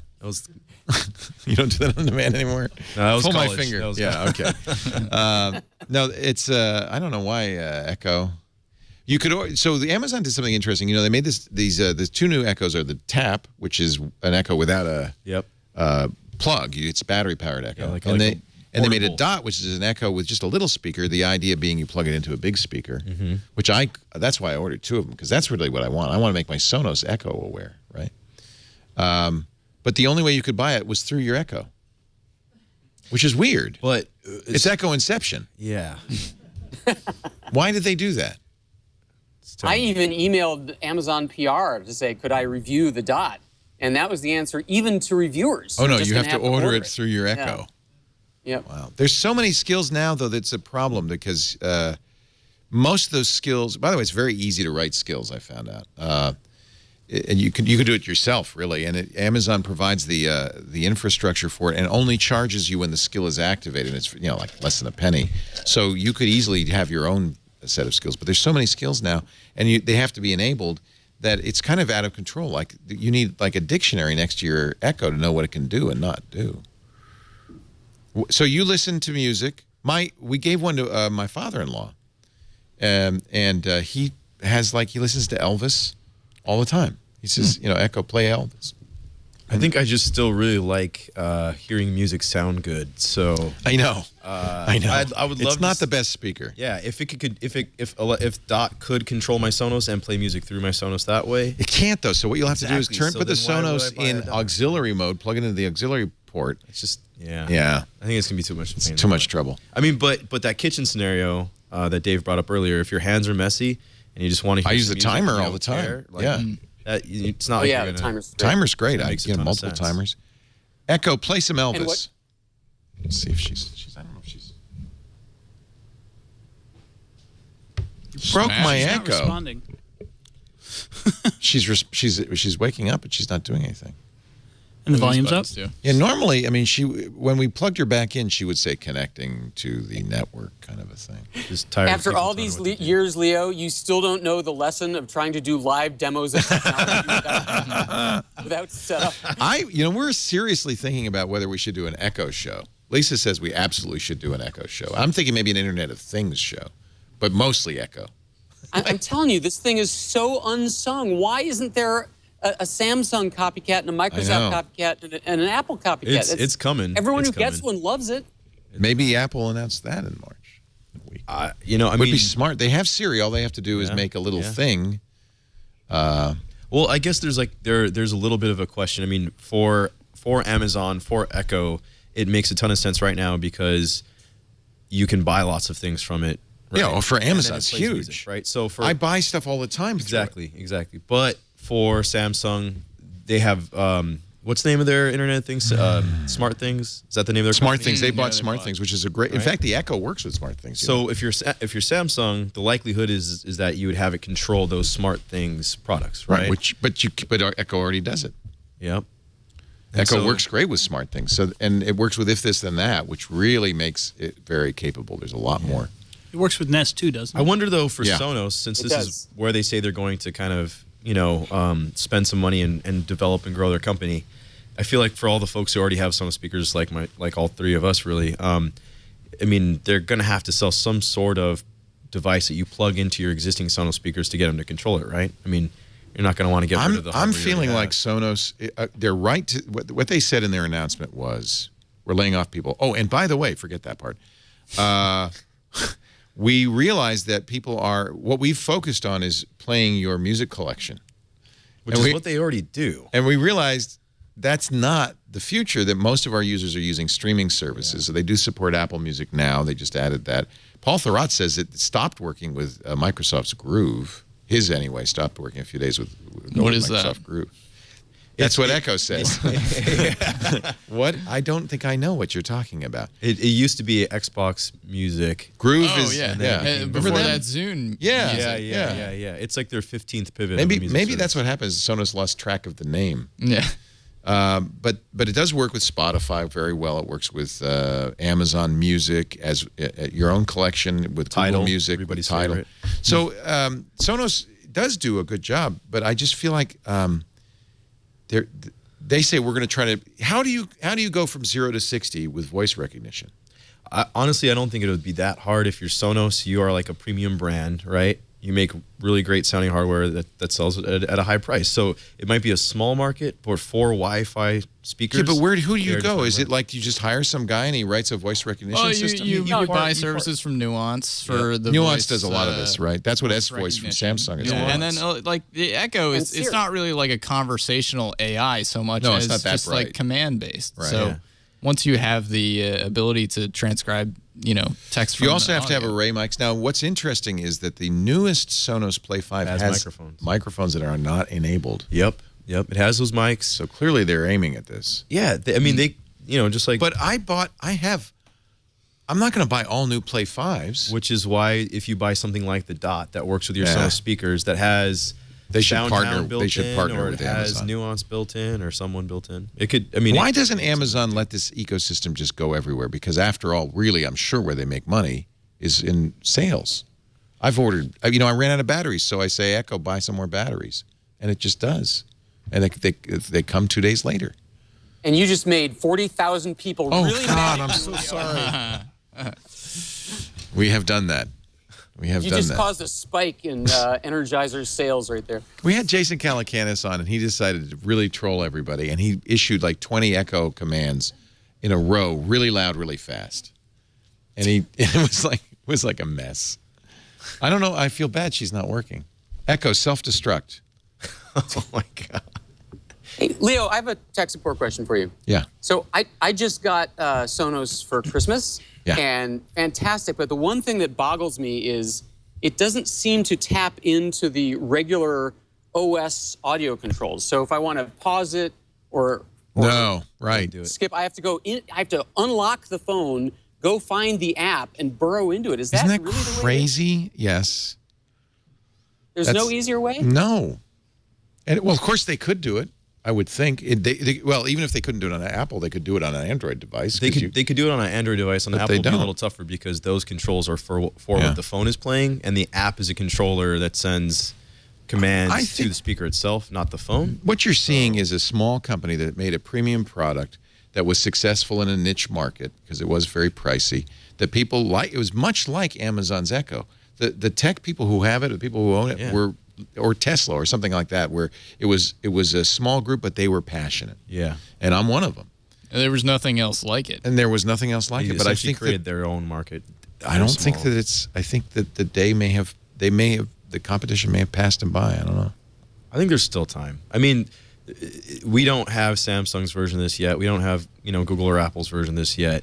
And those AI, artificial intelligence assistants or whatever are much further along and more capable than Alexa is. I mean, the utility here is awesome, and the price is cheap and affordable, so it's super accessible. But it's still not cheap. It's $200 for the Echo, right? But its AI can't do as much and isn't as smart as Google or Apple. Well, that's what's funny. We all have this in our phones, but it's not. Somehow it's qualitatively different. David, I always quote you because when you were talking about.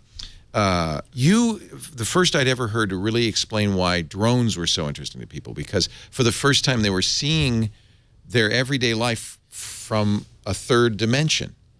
And it really resonated with me. What do you think the secret... So you're clearly good at just kind of figuring out why these things catch on.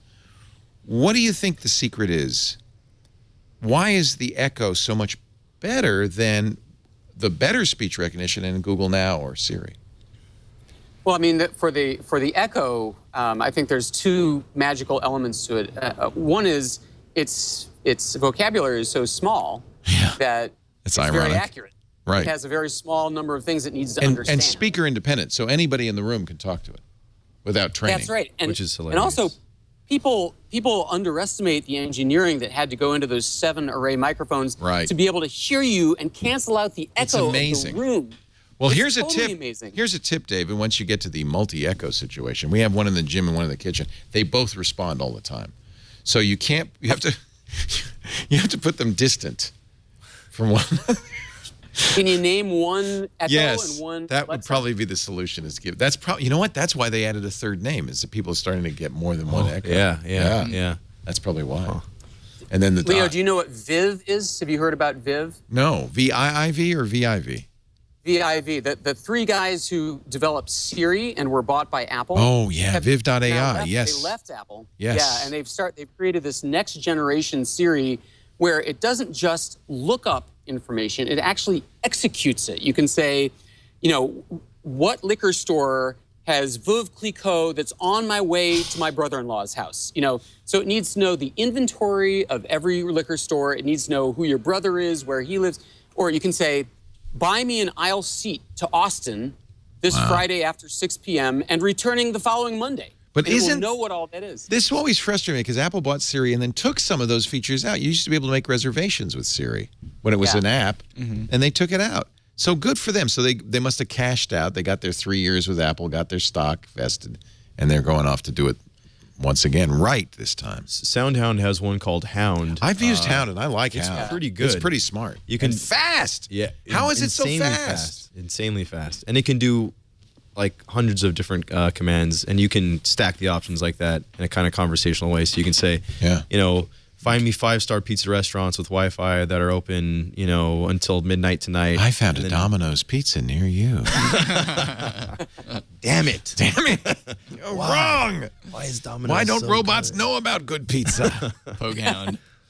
SoundHound is you know what? That actually kind of validates your point that Sonos could come up to speed pretty quickly because SoundHound, how did they? I mean, they had the technology, I guess, to listen to music. Well, they've been working on it for about a decade. Oh, since okay. Well, it was like a Shazam app before, well, right? Yeah. Right. So I've spoken with the CEO about this, and what he said was this was their goal the whole time. They've been working on it for the last decade, but SoundHound was the product that they needed to put out there to get to create a company and to have VCs and stuff kind of on board. That was their interim. And they were able to build a little bit of the speech recognition and things like that. So this, they say, was the goal the whole time, but it works quite well.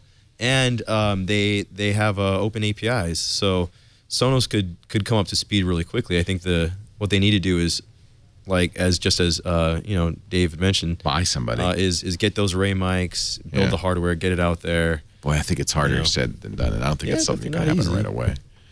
But in the next year, I think Sonos could have a small little device, and like you mentioned, they have those array mics in the current Play 3, right, or Play 5. Yeah, current Play 5. I mean, they're already making steps in that direction, anyways.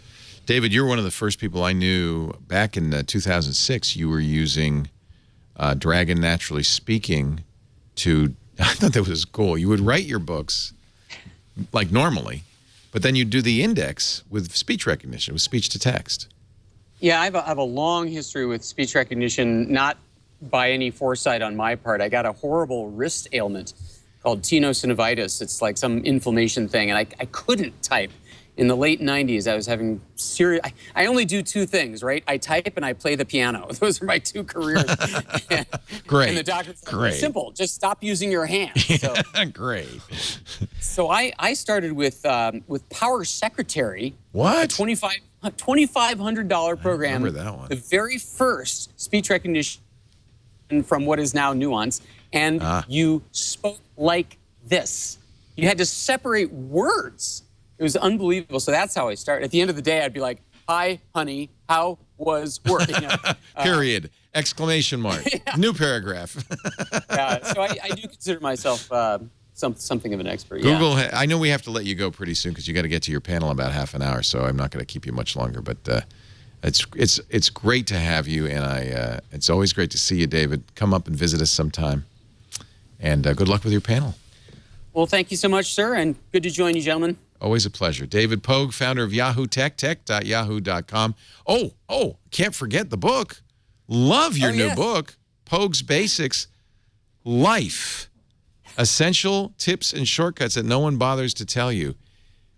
This is such a great book. It's all these little weird hacks, like, using pinhole finger to see without glasses. And oh, that's the best. That's a life It's true. It's the pinhole. If you're over 40 and you need glasses, yeah, and you find guys don't yourself know without about this. Yeah, like when you're, you know what, Leo? Like when you're in a hotel shower and you can't read the little bottles. And you're what the hell is that? It's perfect. So I do it all the time. Do you really? I do it all the the time. Jason Clanthis, our producer. Wow. Yep. So anyway, this is a great book. It's available on Kindle, available at Amazon. It's out in paperback. Pogue's Basics. Life. David's written the missing manual for years and years and years, and usually those are about technology subjects. This one's about life. The missing manual for life. Nice. You have very good taste in books, Leo. I have mine, and I love it. You actually have a copy of this? Oh, yeah, they sent me a copy. I was so pleased. I didn't buy it. They sent me one. I would have bought it if they hadn't. Gotcha. They, I don't know who they is. It's not Apple, because they don't send me crap. I'll make sure you stay on the list. I'm just teasing. Thank you, David. Always great to see you. Thank you. Take care. Take care. David Pogue, Yahoo Tech, tech.yahoo.com. And Pogue's Basics. We're going to take a break, come back with more. Nathan, you can stay. Yeah, then you don't have a South by Southwest panel to get to? Unfortunately, not this year. Yeah. Have you done them panels at South by? Oh, yeah. Last couple of years I was doing them. Yeah. How come you're not going this year? You know, I just had some things that I need to take care of here. I have to say, we stopped cover. We used to go. Yeah. Remember I did this body surfing with the... Oh, yeah. That was at a dig event, right? Yeah, at the barbecue there. But it just turned out to be Stubbs. It just turned out to be a party instead of like an actual work event, right? Yeah. There wasn't that much to cover. There would have been this year. There's the game. They had the Gamergate all-day panel yesterday. We could talk a little bit about that when we come back. The president spoke, so there would have been more news there this year. But we just felt like there's other events, like we're going to cover NAB. You know, we were at Mobile World Congress that we could, you know, cover more usefully than a big party for the tech. And in the mid to late 2000s, it was amazing. It was actually seen as like a launching pad for some of the most important apps. Twitter launched in 2007. Foursquare, which we thought was going to be a huge sensation. Not so much. You know what? It was for a little bit. I still check in. I still check in places. I get I stickers. used to care so much about being the mayor, and I just don't care anymore. Lost interest. Yeah. But what's on the front page of all my phones? Swarm. That's the check-in version of Foursquare. All my phones. The breakout apps the last few years have been very disappointing. Meerkat last year. That was a year ago. Remember Highlight? Meerkat's Highlight dead already. Highlight. Oh, that was a flop. Twitter kind of killed Meerkat with Periscope. Right. Like, yeah. You know, the idea itself. I got to say, even Periscope. Do you really think people live streaming is all that? No, I think celebrities like it, but it's not really because you know, like the Galaxy S7 comes with YouTube direct streaming to YouTube. I can do YouTube Live right from the phone. I mean, I'm on the camera all the time, so I don't really need to. I think everybody uses Snapchat. That's all they really want. I go to Periscope when there's Snapchat a lot. Do you go to Periscope and look at stuff? When there's breaking news, when there's things happening around the world, you'll see something on CNN. Oh, all right. And I'll go into the map mode of Periscope and see like the fires that happened in Dubai, the hotel. The CNN was covering their thing, and I was like, you know, let me see what the people on the street are doing. And I got like 8 different angles of it. You know, I was wondering because there's a Periscope app on Apple TV, and I thought, well, what would that be? It's because people like to watch. Yeah. But isn't it vertical? I know, that's a little strange. You can shoot sideways now, can't you? Yeah. I feel like I watch a lot of Periscope video in those breaking news situations in the Twitter app itself, but I don't really go to Periscope itself for that. But maybe I'm just not the typical user or something. I don't know. Same with Vine. Like I'll watch the 6-second Vines when they show up in my Twitter stream, but I don't ever go and look at the Vine app. And that's especially great during sports when you want to watch like that awesome play over. What's that coming from? Is that me? Outside, I think. Is that outside? It's a car. Is it a tsunami warning? Is that me? Is that me? Does I have a burrito what part of you would be honking? I'm just curious. Wait till you get old, then you tell me. I knew I shouldn't have had that Domino's for dinner last night. I feel bad now. People in the chat room are saying, "How can I can't believe Leo doesn't like Domino's. I'm gonna have to go to get some Domino's." No, I'm right. No. No one's saying that. No one's saying. You're fine. It's okay. Oh, poor Domino's. Could it be I'm not giving them the benefit of the doubt? When you have New Yorker pizza, why would you go to Domino's? We have good pizza. Yeah. And it comes from New York. Yeah, Sal comes from New York. Sal is a New Yorker. He used to have a pizza place in Brooklyn. Then he came to California, came to Petaluma. And now he makes it here. No one wants cheddar cheese on their pizza. No one wants hot dogs in the crust of the pizza. Although initially that sounds like a great idea. I actually really want to try that. I want to try that so bad. I haven't tried it, but I know it's Do they have it here yet? Is it here yet? No, I know it's going to be terrible, but I just want to try it and see what it's like, and just to know that it's terrible. Here's what I think. I think by talking about Domino's on this show, we have just sold millions of pizzas. Like, people are going to be eating it for dinner tonight. This is going to be the thing. I want a hot dog stuffed crust pizza. This is in the UK. Of course, they could sell this in the UK. I've just delivered, well, I haven't delivered, I've ordered quite a few things from Domino's. We have a local Domino's branch. This is not inspiring me to want to eat a Domino's pizza. It is giving me flashbacks to my high school mustache, though. Yeah, really. He's going to feed it to his dog. Oh, man. Talk about drawing it out. This is the unboxing of a hot dog stuffed crust pizza. Pepperoni, jalapenos. How much tan can one person wear? That's this guy is killing it. At least he's loyal. He bought a Dyson vacuum, so he's loyal to his people. Generous ingredients on there. It smells very fresh and hot. We should not mock this. This is good. This is what YouTube was made for.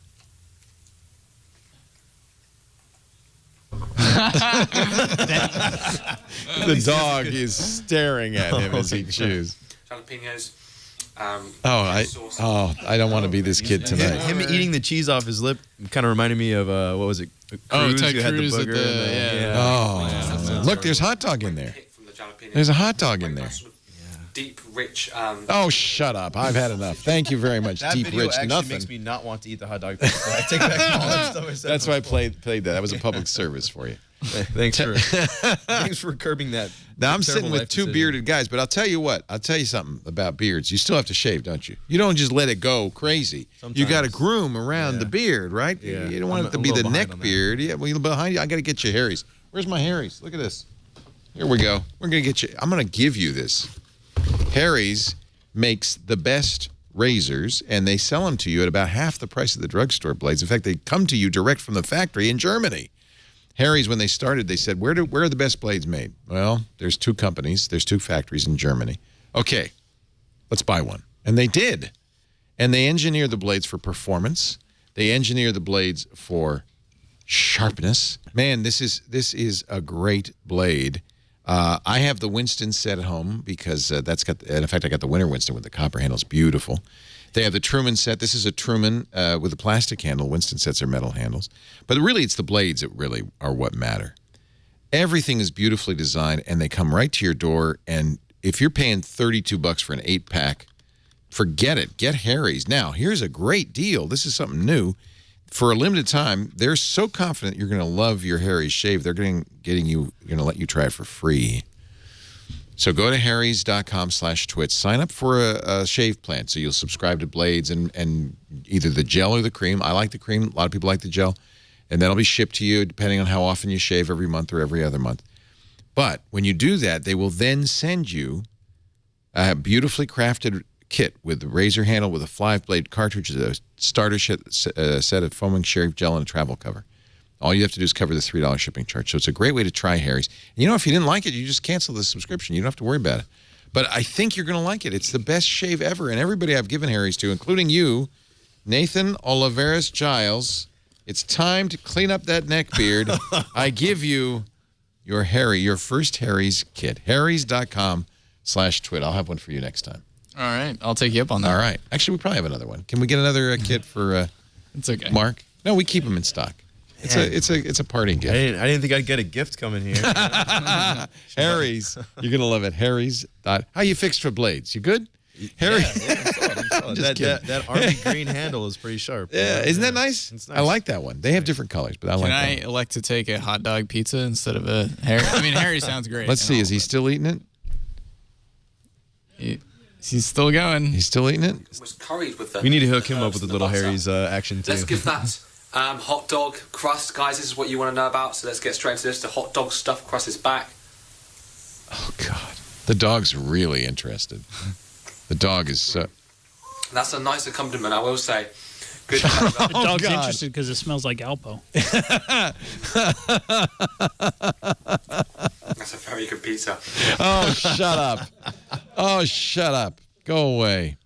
Hey, some sad news. Actually, an interesting story. A guy named Robert Palladino, who taught for many years calligraphy at Reed University, and that's where Steve Jobs credits him and that calligraphy class with his sense of design. Steve, as some know, went to Reed, couldn't afford to stay there, went there, I think, for one semester or two, but ended up, after dropping out, continuing to go to classes. He audited Robert Palladino's calligraphy class and became, a lover of great fonts and typography. Palladino was a Trappist monk for many years, a Roman Catholic priest, and a calligrapher. And he passed away, I'm sad to say, on February 26th at the age of 83. For years, he would give babies he baptized baptismal certificates that he had handwritten out there. That would be something to have. Yeah. And, of course, there's a font called Palladino in the Macintosh, and that's a tribute to Father Palladino. He says, I never met Steve Jobs. He says, because he taught him.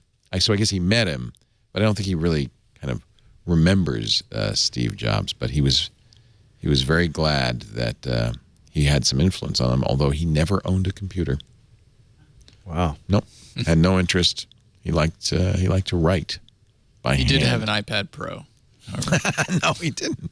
I wonder if he would have liked the pencil. I wonder. It's kind of it's a shame that he's passed away. But yeah, that would have been cool to see. Yeah, if he liked it or not. Yeah, he was asked in 2013 what he remembered of Steve Jobs. He says, and this is how we know he doesn't know Steve Jobs. He was most pleasant. Yeah, well, maybe Steve was back then. He was just a kid. Have you been following the Google AlphaGo computer that's playing? Yes, this is epic. Isn't this epic? Amazing story. It's like our modern Deep Blue. Like it is. IBM chess so as a chess player, I was really interested 20 years ago when Deep Blue beat the world champion Garry Kasparov in 1997. And it really roiled the chess world because people didn't like the idea that a computer could the best human in the world easily. Well, 20 years, fast forward 20 years, they've never been able to make a Go playing computer. It's very hard. It's a 19 by 19 board. There's only one kind of piece. It's just a stone. You place pieces on the board. You take turns placing pieces, and the goal is to occupy territory.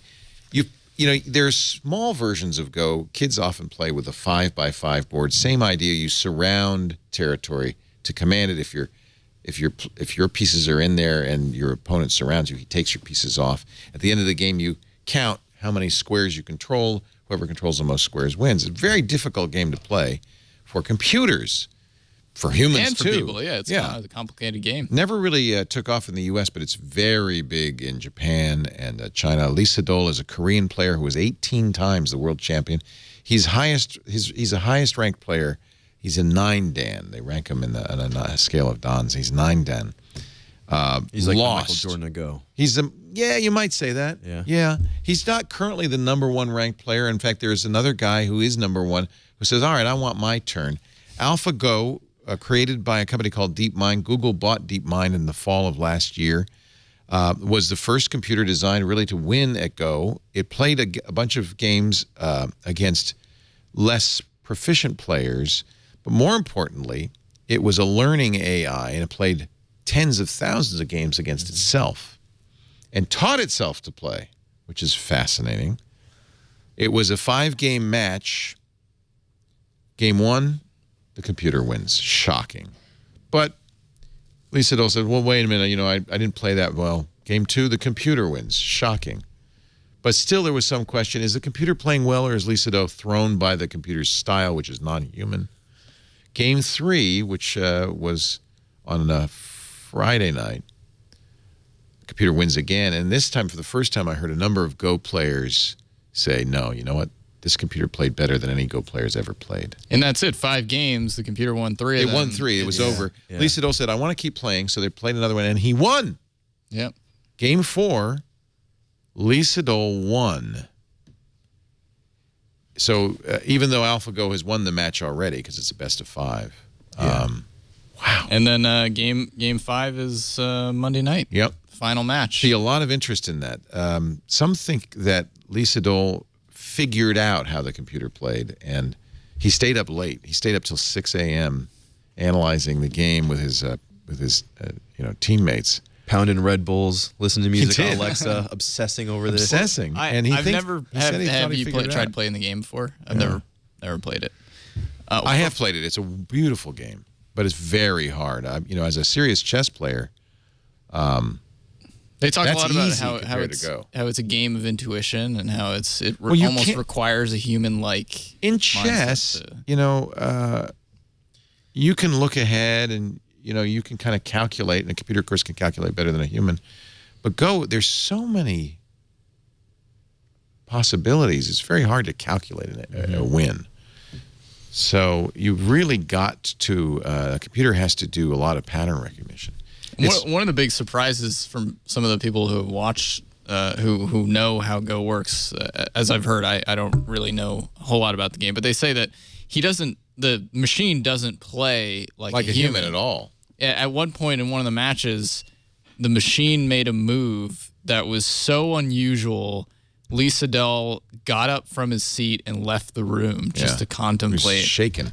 He was shaking, and he's still on the clock. I mean, it's a lot like chess where you're on the clock, and so it affects you to wait. But he was just He was So we put had off. on the new screensavers, we had the president of the American Go Association on to talk a little bit about this because you need to have a Go player to explain it. He said one of the things that happens with Go is as you're playing the game as a human, you're always calculating, well, how far ahead am I? How many more pieces? How many more squares do I control? And even if you're 19 ahead, you kind of continue to build.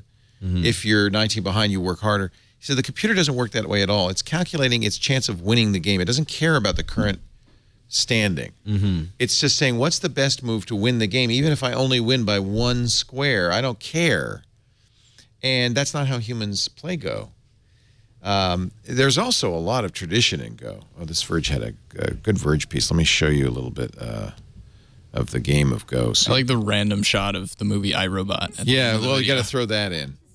Yeah, I mean, if you're going to do it, you got to throw in an iRobot. Any Will Smith reference you can pack into a short video. One of the greatest actors of all time. Will Smith? I like Will Smith. Wickety wah. Wickety wah. Wickety wah. I love Will Smith. Yeah. So it's a huge AI step, frankly, because it's neural networks that they're using, and it's very sophisticated. I think this is like really cool. I don't think I'm as fascinated by this as everyone else supposedly seems to be. Maybe it's because I don't care about the game Go very much. I know it's like a huge milestone for AI, but it also kind of feels like when IBM's Watson beat a human being in Jeopardy, or like the chess situation you talked about. It's like, maybe I'm jaded or I've seen too many science fiction movies, but it's kind of like, well, this was gonna happen. This was inevitable that a computer would reach this point. And so I guess the surprising thing is how quickly it's. I mean, the people who had been following the developments of some of these AI thought it wouldn't happen for another 5 or 10 years. Yeah, but I mean, it's just kind of like, if you look at the way technology works, you're constantly building on what other people have done and what comes before. So, Facebook also working on a Go playing AI. Yeah.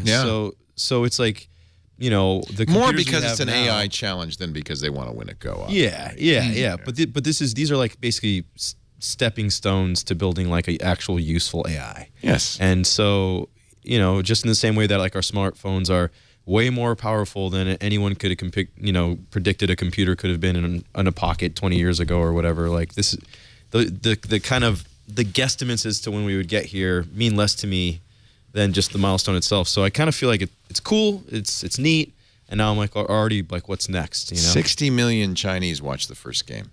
This milestone from about a year ago is a little more interesting. The Google invents an AI system that plays video games. Yeah, and watch it. So this was, you can pull it up on your screen. Yeah. It's like it has the progression where it shows what it was like early on in the process of trying to figure out how Breakout works, and it was terrible. And then after, is it a little creepy? Do you find it a little creepy to watch these things learn? Very creepy. I don't think it's that creepy. This is what they do. They figure out something, and then they try and they fail, and they figure out how to get around it by failing. It's like, okay, this path did not work. Let's try this path. Did not work. Let's try this path. Did not work. This path worked. This path worked. So they're able to build on that, and it's just kind of a process of elimination. Like, did you ever see a screensaver called Breve Walker or Brev Walker, Breve? So this is another actually pretty old AI thing where it's a great screensaver. I don't know if you can still get it. My kids used to love it. It gives you a creature, and the creature's goal is to learn to walk. So it tries many strategies of legs and walking. It's got 4 legs, and it learns to walk, but it takes a long time. But watching it learn to walk is fascinating and creepy at the same time.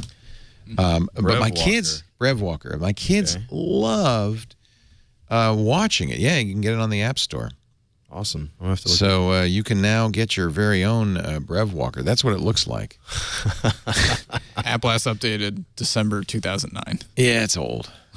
Hey, what's wrong with that? You know, it's learning. It's a throwback. It's a throwback.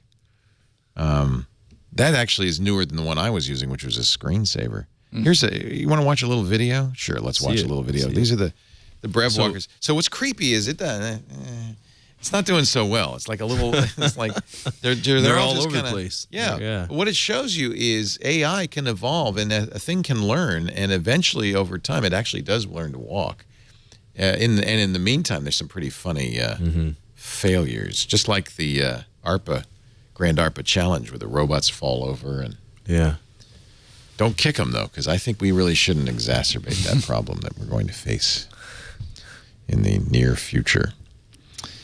I was going to mention this before we had to let David go. Google is working on voice recognition that's offline. And because it's offline, it's a lot faster, like 20 times faster, because it doesn't have to go to the server. And isn't that really where Siri falls down a lot, is I can't get on the network. What did you say? Yep. What's interesting about this is only 20 megabytes. So you don't need to put a lot of data on the computer. I'm sorry, it's only 7 times faster. You know, Apple used to have a version of this of Siri, in the iPhone, voice control that would work with offline access. It would only respond to set commands, but I think it was faster. So you know how they trained it? 3 million anonymous voice samplers, 2,000 hours from Google search. Each voice sample had 20 distorted versions created by extracting noise from YouTube videos. It's a learning machine. This is all, boy, this is the key, isn't it? Yep. AI, and any day now, it's over. I hope you've enjoyed your pathetic little life in the last 30,000 years on this planet. Enjoy your Dominoes. Yeah, that's what happens when you eat hot dog crust pizzas. There's no future. Chris Poole, founder of 4chan, went to Google. He's now working on Google Plus. On Google Plus. What? That's a punishment for creating 4chan. Pay your debt to society. Wow. It's like, that's worse than the jail David was in. That's like, The Google Plus team is on a roof somewhere. I swear to God, I think that's Yahoo's Huli right there. That's the Huli roof plan. I put my Android N on my Nexus 6. I'm so pissed I couldn't get on my Nexus 5. Yeah, you have to have a 5X, 6P, or you could put it on or 6. Do you have what was the TV thing? Not the one you have, but the newer one. Oh, the Chromecast? No, the Android TV device. I like, actually, you know, what's interesting is they've never done this before, a public beta. And you can just go to android.com/beta, I think, and say, if you have one of those devices, you have to have a Nexus device. I put it on my Pixel C, too. The split screen makes the Pixel C quite usable, I think. Interesting. It's a revolution. But what's interesting is how stable this is. This is the first release. It won't be out till, what is it, fall? Yeah. Or later. And it's working pretty nicely. There's a few little glitches here and there. I like how it consolidates notifications into a single chunk, and then you can expand the chunk and see what all of the notifications are. It really helps a lot with. Is there split screen on the phone as well? I saw that. There is, and I'm trying that to. useful at all? No, I think it's too small a screen to be useful. It's great on the Pixel. Yeah, and I couldn't get it to work is the other thing. So maybe I don't know. Maybe it isn't on the phone because you're supposed to long press the recents. Remember, Jeff had it. He got it to work. Yeah, right? on the 6P. I thought it's never worked for me. It works fine on the Pixel C. So you go to the recents and there's the grilled cheese. Yeah, if you long press the recents, you get the grilled cheese, but it doesn't. It's not happening. That sounds strange when I love say grilled that. cheese. I don't know what you're talking about. So you know the right now, hamburger menu is 3 lines? Oh, yeah. It's a 2-line hamburger menu, so we've decided that's a grilled cheese. I like it. I like it. Yeah. Better than a hot dog stuffed pizza, I can tell you that right now. I still don't know what you're talking about. The hamburger bun. You know what the is hamburger 3-line menu? Buttons. 3 lines? Yeah. Anytime you call see it the 3-line hamburger, bun, they call it 'cause it's like a hamburger. bun with a piece of meat in it. Yeah. You've seen a hamburger menu. Have you held an Android phone Hamburger before? menu? No, it's like when you see a bun on the left. So on Google Maps in the left-hand corner, It's like talking to my grandma. Pull up Google Maps. What the hell? You don't know what a hamburger menu How do is? you not know this, Mark? See that? You've seen that? That's the hamburger bun. Oh, the hamburger menu. It's just 3 horizontal lines. Yeah, That's what we're saying. It's called the hamburger because it Buns looks and a like a patty. hamburger, right? Buns and a patty. All right. I There you guess. Now go. that you see it, you'll never So unsee grilled it. cheeses too.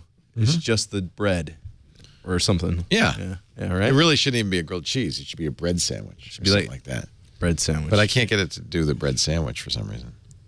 So I don't know if maybe there's something wrong on here. Anyway, nice. And it's good that they released it. And while I wouldn't recommend it on a phone that you absolutely need to have, I haven't had any problems with it, which is surprising. It means it's closer. And I think that's one of the reasons they released it. It's closer than we thought. As to what they will name N, they're not saying. It's got to be a dessert that begins with the letter N. Okay, here's a quiz. Nougat. That's what I think. But here's a quiz. Can you name all of the Android dessert versions? Oh, I can do it. I won't make you start. Well, they never I can do released A or B A was never through- released. Right. There was no A or B. It First one was started C. with cupcake. Cupcake. Donut. Eclair. Froyo. G. Was gingerbread. H. Honeycomb. Yeah. That was ice only cream for tablets. sandwich. Yep. Ice cream sandwich. J. Oh yeah, jelly bean. Did you say a bad word? And K is Kit Kat, and L is lollipop, and then there was marshmallow. Marshmallow. Yeah, That's where we are. Yeah, so what is N going to be? Hiroshi Luckheimer is in charge of Android. Kind of teased it in his blog post, not by the way on Google Plus. Boy, this is just the end. Yeah, they went on to Medium. Take that, Chris Poole. At the no kidding. Even Hiroshi's not using Google Plus. At the end, he says, and as to what we are going to call Android N, the burning question on everyone's mind, what will the N release be named? We're not telling you, N-U-T. Nut. Like Nutella. You think Nutella? Or Nutty Nutmeg? Buddy? How about Nutty Buddy? Nut. Yeah, quick, use Google. See if Google can search good. Nuka-Cola. Oh, Nutty Buddy, yeah. Nutty Buddy, Nutter Butter. Nutty Bars. I think it's Nutella. If it's a dessert, I think it's kind of Nugget. Nougat would have been so much better. Yeah. Nougat has nuts in it. Nut job. Nut roll. Nut roll. Nut roll. No one ever would upgrade to Google Android nut roll. Yeah, I'll take Android nut roll. They should have Dude, do named you it rocking the Nerds. nut roll? Ken from Chicago's right. They should have named it Nerds. That's a good one. That would have been appropriate. Nerds would That's actually more be really candy good. than dessert, right? Can be candy. Kit Kat is like a candy Candy. bar. Can be candy. You know? And who the hell eats like a honeycomb by itself? Anyways. When was the last time you ordered jelly beans as a dessert? I want nut roll. Now I want nut roll. We'll take a break, come back with some final words in just a bit. Our show today brought to you by Stamps.com. If you're the type that sells on the internet, you got to ship on the mail or whatever, right? You got to use Stamps.com. I cannot tell you how many times I get, even from like big PR firms, it looks like a bomb. A package wrapped in brown paper with twine and hand-licked stamps on it. It's not the way to do it. You got to go to Stamps.com. This is a great solution. If anybody's doing fulfillment, here's the deal. First of all, you don't have to go to the post office, so that's great. You have what you need. A computer, you got it? Yeah. And a printer, yep. Not special printer, not special ink, just a printer. You can print on the envelope, which means you can even put your logo and the barcode for the stamps are there. You can buy and print your own legal postage right from your computer and printer. But it also does packages because it does any kind of mail.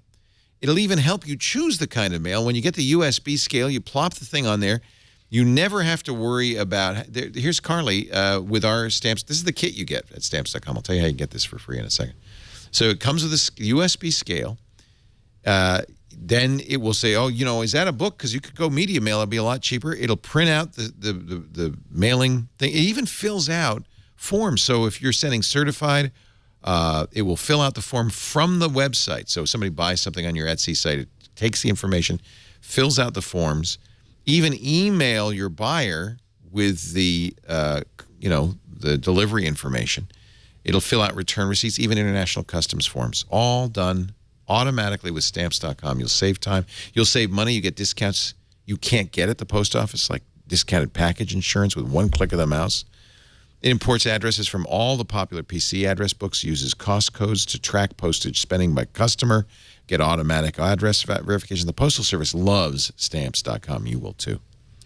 And you never, ever have to even bring your package to the post office because they just come and get it. Stamps.com. So here's what you do. Go to Stamps.com. Up in the upper right-hand corner, you're going to see a microphone. Says, what does it say? Heard us on the radio or podcast? Click here. Yes, you did. You heard it on Twit, right? So write TWIT in the offer code. TWIT. Click go. You're going to get a $110 bonus offer. $55 worth of free postage. You get the scale. Now, you do pay shipping and handling on the scale. It's about $5, but they're going to give you an activity kit and a bunch of stuff to make up for that. And, of course, a free trial of Stamps.com for a month. And the scale's yours to keep no matter what. Stamps.com. Click the microphone in the upper right-hand corner. Use the offer code TWIT. $110 bonus offer waiting for you at Stamps.com. So we use, everybody should use. If you're using the mails to send, fulfill stuff, Stamps.com is a way to do it. The chat room is still naming foods that start with the letter N. What is the, it's called Biscoff. Biscotti? No, they grind up cookies and they make a peanut butter out of it. You know what I'm talking about? I know what you're talking about. But that's not with an N. No. It's so good. It's called Biscoff, I think. Nilla vanilla wafers? But these are... See, I wonder if they'll do the brand names again. I think that the Kit Kat kind of was not... Well, for N, what else do you have? You have nougat, you have Nutter Butters, Nutmeg? you have Nutella, you have... What if they just went with the N for Android? Android? Nutmeg would be okay. It's better than Nutroll. Everything's better than Nutroll. Hey, man, you got your Nutroll? Did you get your Nutroll upgrade yet? Necco wafers. No, man, I'm still rocking the marshmallow. Marshmallow. I mean, there's like Neapolitan ice cream, but that's kind of... Neapolitan. Neapolitan, it's like... they already did ice cream anyway. Amazon's going to do an air cargo service. It was just a matter of time. Poor UPS. You got to figure they're like the #1 user of UPS. Facebook is... This is a good use of artificial intelligence. They've created a bot to pick up slang before it's popular, so they'll know ahead of you. They actually have a patent for a social glossary technology that detects slang acronyms and other neologisms so that, they're ready for it? I don't know. So maybe they can help you make words uncool faster? I think so that they understand what you're talking about if you're a teenager so they can serve you with the proper ads. That actually makes a ton of sense. Yeah. Yeah. You got to understand the language of the youth, of the ute. I think this one's driving me crazy. I want to know what you guys think. So we're hearing a lot of people say that they are now being automatically upgraded from Windows 7 and 8.1 to Windows 10, like without permission. We've said for a while, watch out, because first of all, they put that really annoying ad on Windows 7. You're ready, you can understand you want. Okay, that was bad. But then they moved the Windows 10 upgrade to recommended in the update process, which means for a lot of people, if you have, I think it's even the default in Windows, recommended updates are automatically applied. But even then, it would download Windows 10. That's annoying enough.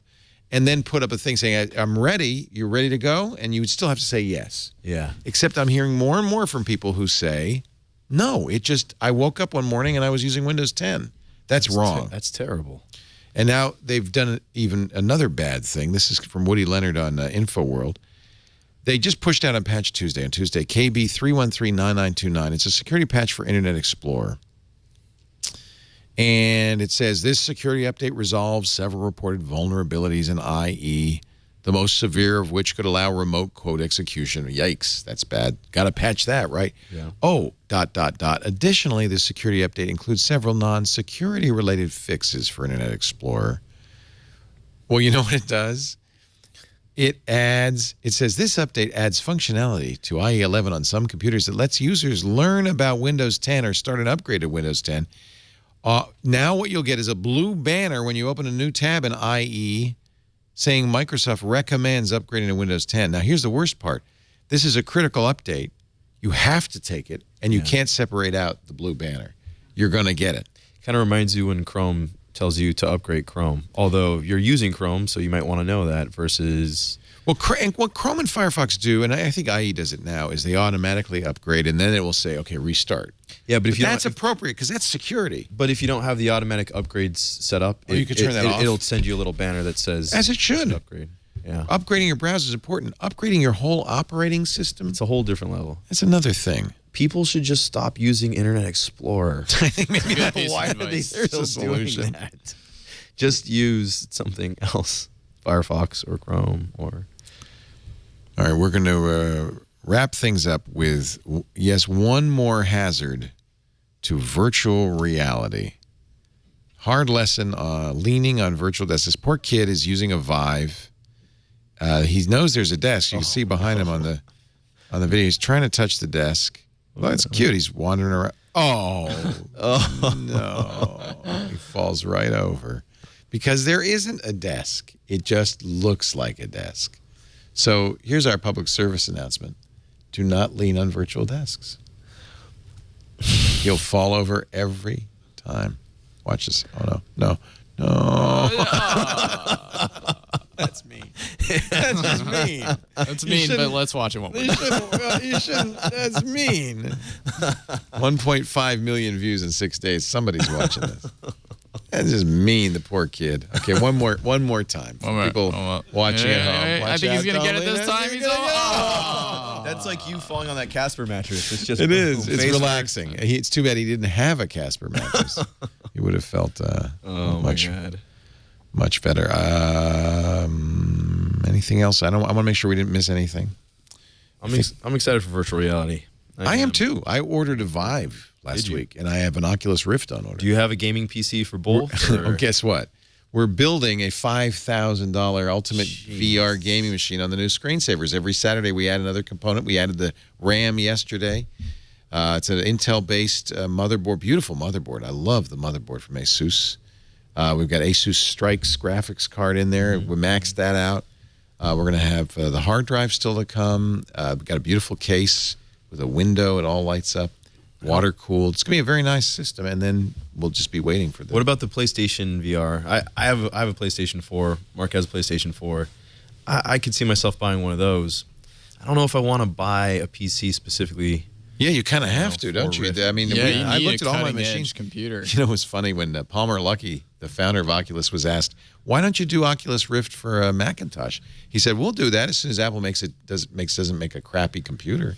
I really love that response. I don't totally agree with it, but I just think it was so ballsy. No Apple computer on the market today has enough graphics card to very few computers on the market. Well, that's the problem. I think it's something like 13 million computers in the world by the end of this year. I mean, honestly, we'll have support for it. If the PlayStation 4 can support, I've tried Rift. I've tried the Sony's supposed to be pretty good too. It's outstanding. Yeah. It's fantastic. What games are going to? Have they said what games are going to be on the PS4?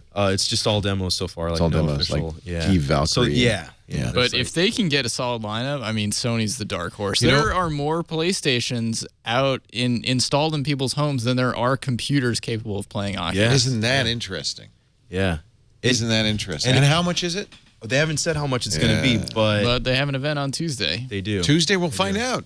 Hopefully, I hope.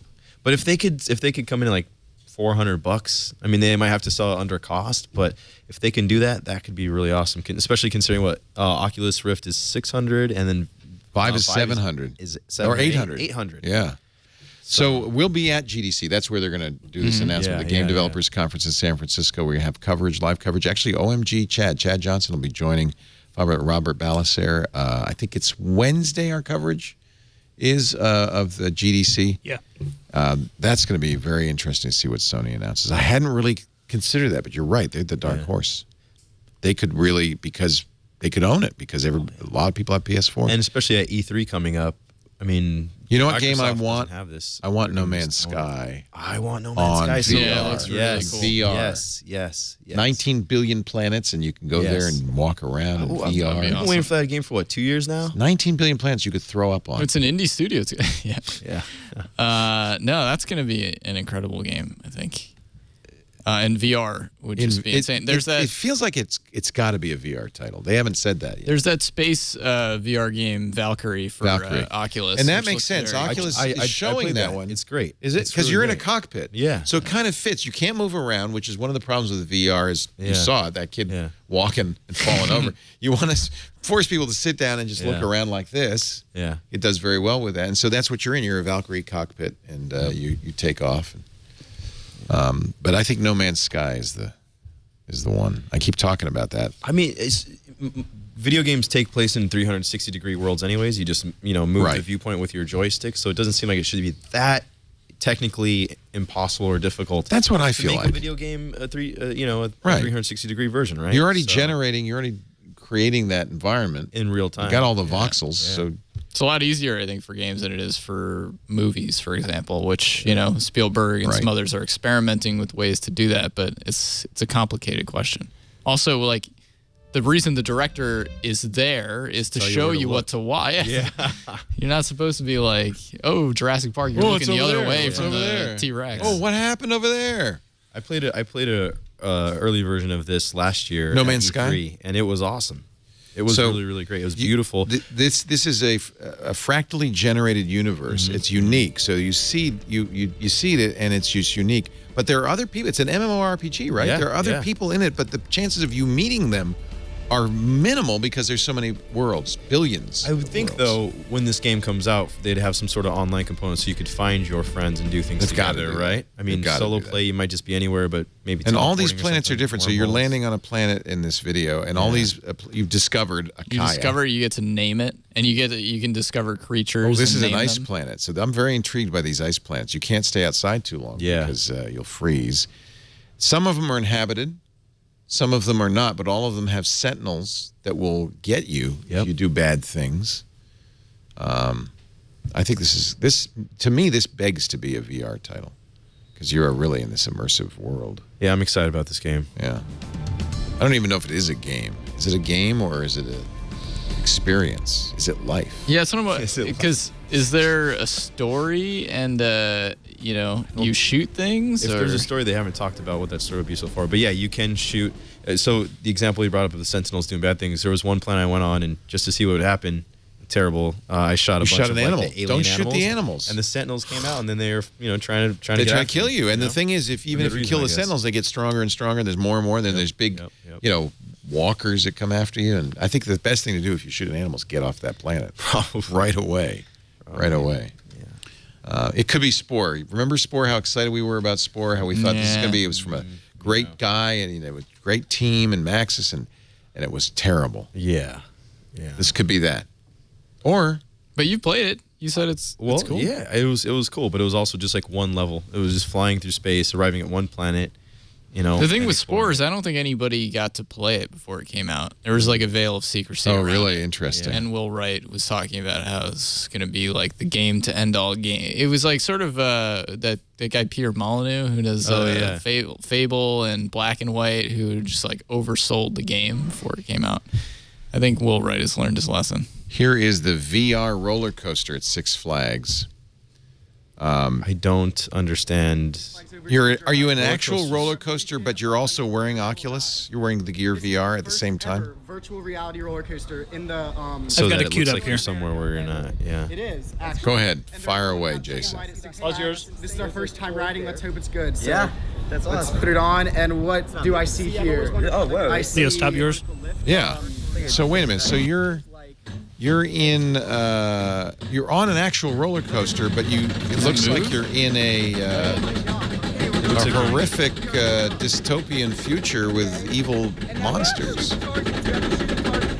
So boy, that's got to be scary because you really are moving. I mean, I've been in the VR rides like the Simpsons ride at Universal Studios where you're never really going anywhere. You're just being shaken around. But this one, like you're Star both, Tours, yeah. This is, man, this is, if these kids throw up, I'm not going to be happy. There you go. Are they going to throw up? No. If they don't throw up, I won't be happy. They I look wanna like see they them throw will. up. I mean, I would. Yeah. This looks horrible. But it maps out the I love movement of the roller coasters, coaster, so the The movement in the graphics game. look like Wolfenstein 3D or something. Well, like that's the They're not problem. great. You can't do. They're not great. Or it's playing on a. And I mean, Smartphone. how many G's and go-arounds can that headset take without that phone flying off and like? Well, the good news is the impaling headsets somebody are or cheap. They're And they put a chin strap on them too, as you can see. $100. Yeah. What did they provide the phone? Or are you supposed to provide your own phone? No, that's Six Flags. Six Flags has a phone.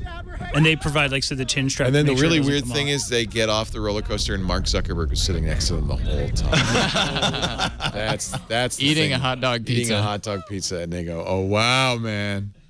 He didn't throw up. I'm disappointed. Well, I'm not really. Okay, there you go. Regular roller coasters are pretty great, anyways. I think we should end every tweet with a game segment. It's a good I'm way down to for that. wrap it up. I like games. Now that I got the millennials here. Do you have a PS4, Leo? I think we got to do VR instead. I don't. And you know what I'm thinking I should get a PS4 for? There's something coming out I really want. It's only on PC and via I have an Xbox One. Oh, okay. What game?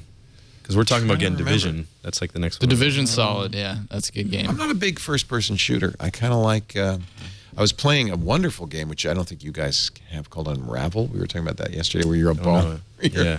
Actually, when I say this, it doesn't sound good. You're a ball of yarn, and you're rolling around. Is it kind of like Katamari Damacy, that game that was big on Yeah. PlayStation like a decade ago? Maybe. I don't know. Is it a game or is it an experience? Or an experience. Yeah. No, I should get a PS4, shouldn't I? I mean, yeah. I have a PS3. There it is. This is Unravel. It's time. Yeah. Oh, yeah, okay. So this It's is actually on, a great game. Is it on the PS4 too? It's on Xbox One? I don't know. It's Xbox One. I think it might only be Xbox One. It's I have so an Xbox beautiful. One, but I don't play it that much. I have a PS3. I could be talked into a PS4. Well, if you get one, let us know. We can trade gamer tags. Okay, dude. Oh, you can drown in this. So you Oh, have to- yeah, you're like a little yarn character. Yeah, you're like a little yarn ball. Yeah. And you have to get more yarn because you run out of yarn as you go. It kind of reminds me of Limbo. Do you remember that game Limbo? No. Ah, I love that game. This is it's a platform puzzle game. Yeah. Kind of like Yoshi's Story. Yeah. Interesting. It's not what I like is you're not killing anything. And the Yeah, graphics I are get amazing, though. Yeah. It's really very immersive. This would be fun to do in VR as well. But it's really puzzler is what it really is. Yeah. But it looks like it's kind of mimicking real world physics, kind of like Little Big Planet was doing. I loved Little Big materials. Planet. Now, there was a good Sony game. Little Big Planet. It was awesome. It was great. I played that like crazy. Huh. Cool. All right. That's our gaming segment. Hope you enjoyed it. But we don't know if that's on PS4. I guess we can. Google that, right? There is a thing. PlayStation 4, Xbox One, All and right. Windows. There you go. Maybe It's I'll, on everything. Maybe I'll check that out. Be a ball of yarn for Christmas. Thank you, everybody, for joining us. It's fun. I love having you guys on. You get me in touch with the youth of the world. The youths. Mark Milian, Bloomberg Business Week. Good to have you, Nathan Olivarez-Giles from Wall Street Journal. What's your beat on the Wall Street Journal tech, right? Yeah, consumer tech. But you got now this new guy, Jeffrey Fowler, took over. Is he good? You like him? Oh, so Jeffrey Fowler. What's he do? We have Joanna Stern. They're both. I love Joanna, consumer too. tech columnists. Yeah. And then and you take whatever's left over? The crumbs? We basically break a pool cue in 3 and fight to death. Whoever lives. I cover a mixture of news and I do some reviews as well. So we're on the same personal tech team. Yep. It's a great team. Yeah. I have to say, you guys have done a great job. I read it religiously. Thank you. It's great to have you on, Nate, Mark. Thanks to David Pogue, who had to leave us a little early, but it was always good to have him on, too. I'm glad to see him again. Didn't really ask him the tough question. I kind of did. What is Yahoo? What's going on with Yahoo? I didn't want to put him on the spot.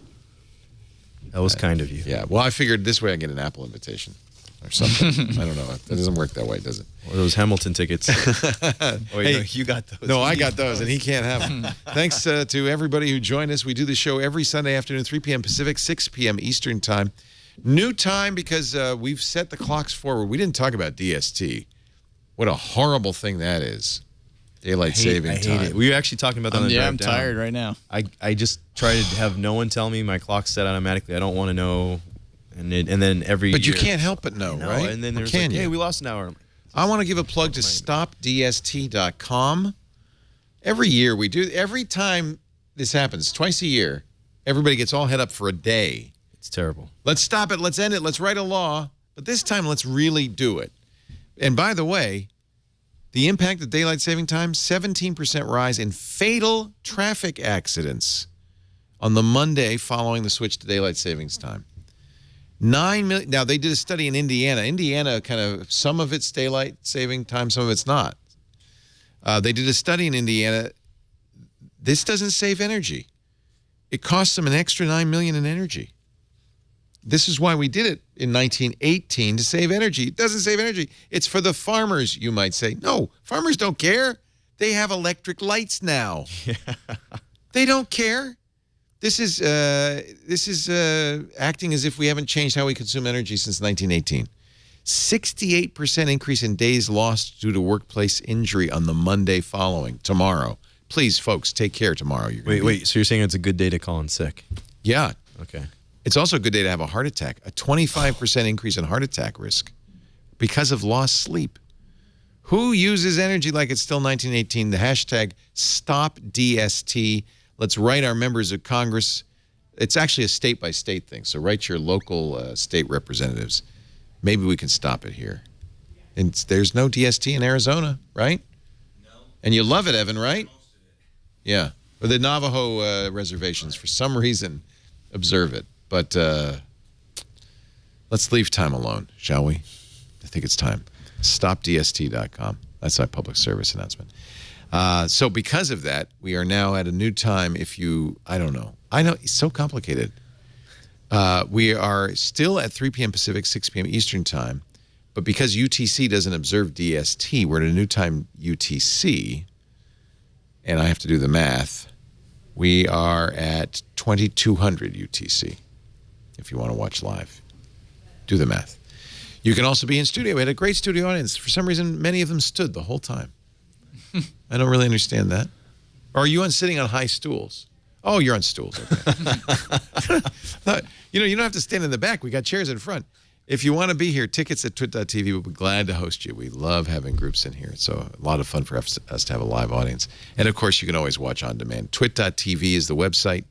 We put all our shows up there, audio and video, and, of course, your favorite podcast. Even got a couple of Apple TV apps that I watched. 5. Yeah, I was surprised. We didn't write any of those. They're all, we have apps we're working on, but really all the apps that you see right now on Android, iOS, Windows Phone, Apple TV, Roku, those are fan written. And I'm really grateful. Thank you, all of you.